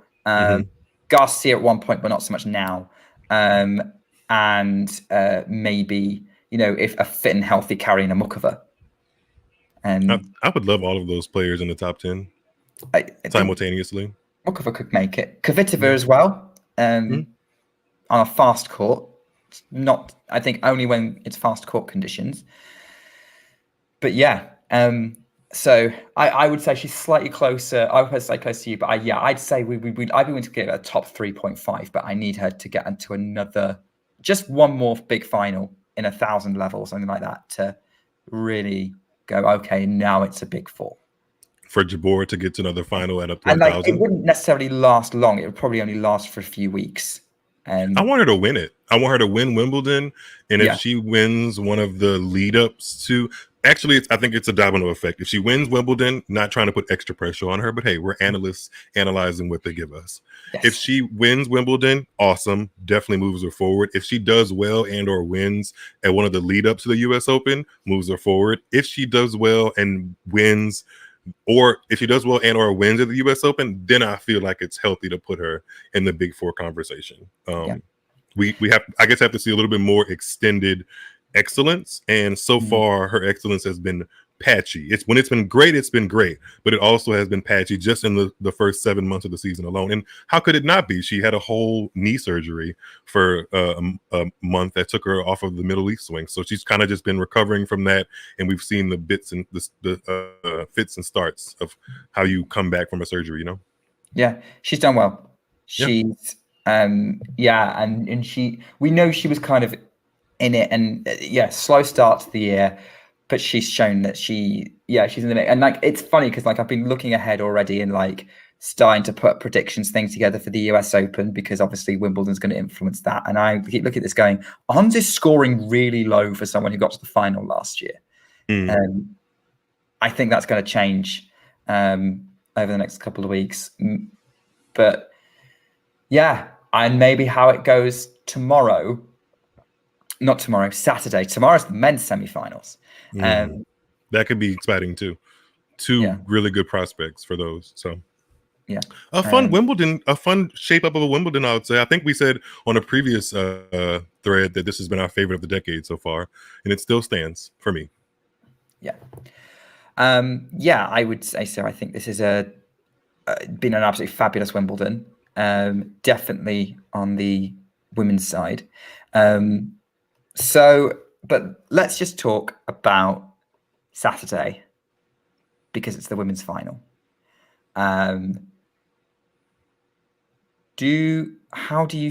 Okay. We thought that these two semi-finals will play out a certain way, and they didn't. And they didn't, because I thought Svitolina Vondrousova would be Svitolina in 3, and I thought Sabalenka Jabeur I thought would be close. I wasn't actually willing to. When I was pushed on calling it, I went for Sabalenka, but I wasn't super comfortable. I would have done the same thing, yeah. But I think you said in my Twitter mentions or to the response of the graphic I put out, your gut wanted Jabeur, but your head was my head was telling me Sabalenka should win this on paper, but my gut's telling me there's something special happening with Jabeur right now. Yeah. So as much as we can analyze, how do we think this final is going to play out, knowing we don't have a great track record of predicting things in this latter stage of Wimbledon? Because we got pretty good. I did really I predicted 3 out of 4, 3 out of the 8 quarterfinalists pre-tournament. I was talking about this could be the first tournament in years that we have the top 4 seeds locking out the semi-finals, because I was convinced. And then 2 of the 4 lost. No, 2 of 3 the 4 lost. Yeah. 3 of the 4 lost, and then Sabalenka didn't make it either to the final. So yeah, this is what I'm saying. Take everything we're doing with a pinch of salt. I've completely lost confidence in my ability to analyze anything, or maybe more. It's tennis continuing to surprise me. How do we think on paper this final should play out? If I'm taking into consideration the past several Wimbledons that I've really been invested in the final ladies championship, they haven't gone my way. And I know that they haven't gone my way because Wimbledon always falls on my birthday. And I've been left disappointed in the past couple of Wimbledons because it just was like a deflated moment where all of your favorites get to the precipice of Wimbledon championship and they don't win it, i.e. Federer in 2019, Serena in 2018, 2019, Venus in 2017. So if that trend unfortunately keeps going, the person I'd like to see lifting the trophy, which is Ons Jabeur, won't be. I wouldn't be upset at Vondrousova winning, obviously, because she's had a magnificent run. I just think for the narrative here that women's tennis is starting to shape up and have a really firm upper echelon of talent and have a firm top 3, top 4. I think Jabeur winning helps solidify and push that narrative even further. Whereas if Vondrousova wins, it'll feel like at the number 42 player that she is ranked in the world right now, it'll kind of feel like the narrative of the field being super open and it's anybody's game to win will kind of still perpetuate in women's tennis. So this is a really crucial moment to see which way I believe tennis is going to move forward, especially on the WTA, because I really do think, obviously, everyone plays to get to these moments. So if Vondrousova wins, I feel like that gives all the players ranked 30 and below, even if they haven't, even if have been to a final or not, that gives them added belief that they can do it. Whereas if Jabeur does it, having knocked on the door and been a more consistent top 5 player, I feel like that, like I said, makes it feel like there's a little bit of more gatekeeping at the top and for the winners of these big trophies. So I think I want to lean more towards the gatekeeping than I do towards anyone in the top 50 or so can potentially win a Grand Slam. I like more of the gatekeeping where there's on the women's side, because we haven't had it in a while. So I'm leaning for Jabeur, but I also see the excitement that would obviously be Vondrousova winning. Yeah. So. Okay, so that's an interesting perspective on it, sort of how we would prefer it to go. And I agree with you. And I think it would be good for women's tennis to have that little bit more consistency in obviously, we're going to have a first-time major champion, regardless. We're going to have a first-time Wimbledon champion, regardless. Vondrousova, under any other circumstances, would be the player I'd be rooting for. Because it's on Jabeur, because of the heartbreak, because it's Wimbledon. And because of what she's done on this run, I feel like it'd be a massive anticlimax if she didn't do it. And I think Jabeur winning this title, and having that fourth name in the mix, I would definitely prefer that. And that's how I still think that's how it's going to go. I still think there's a story brewing here. I hope so. That would be, I think Ons is coming for this. She's coming for that trophy. I would love to see it. That would make a birthday week capped off nicely, I think. I think Hanya would want to see it more. And by the way, I think you didn't predict Jabeur to win the tournament, did you? You went with... I went with Sabalenka, actually. I'm not sure how far I had Jabeur going. I'm not sure. Semis. So, in the predictions league, you, Hanya, and Mario were the only three to put Jabeur in the semis. Okay. And Hanya and Mario predicted Jabeur to win the title.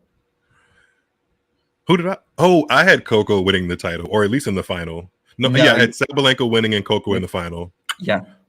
I mean, Coco wasn't a bad call. Sophia Kenin just happened. Yeah.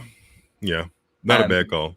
Not a bad call. Okay, so that's how we see. Okay, so we're basically, no offense, Marketa Vondrousova, we are rooting for Ons Jabeur, but if you do win, then it's no hard feelings. We'll clap for you. Yeah, it'll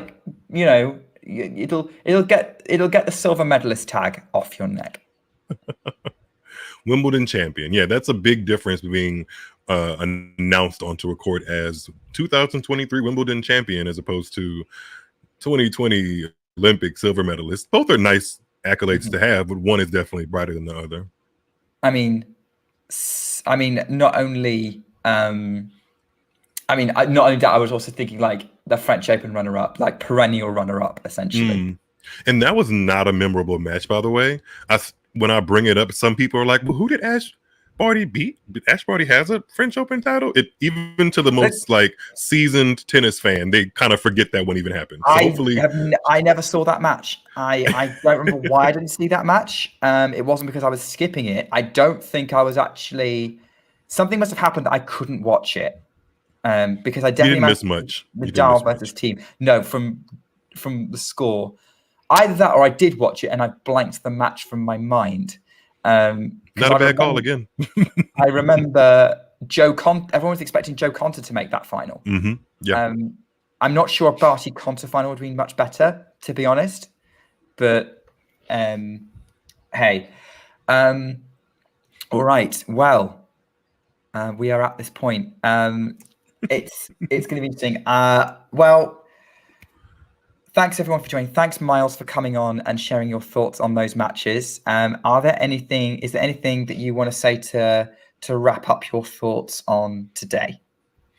I am just keeping my fingers crossed for a crafty and competitive women's singles final. I hope that energy goes over to the men's final. And if we're breaking ground with somebody like Jabeur winning Wimbledon and what that means to the people that look up to her and are inspired by her mission and what she's doing for African and Arab people, I hope we get something that kind of matches that on the men's side too, with a new Wimbledon champion and like a breath of fresh air amongst the Grand Slam. So keeping my fingers crossed. Yeah, I'd say myself too. Thank you for coming on, Miles, and sharing your thoughts. And thank you, everyone who's still with us. Thank you for those who joined for this commentary. This was a lot of fun today. One of my favorite matches I've ever commentated on. And I hope that you enjoy the men's semi-finals tomorrow. I've forgotten who's doing them, but it's going to be good quality. Regardless, and I hope that you will tune back in and join us to watch the women's final. I will not be able to watch it with you, but I will be watching. But I will definitely be keeping an eye on it from where I am. But I just want to say thank you all for joining. It's been a blast. Keep talking tennis. Bye, guys.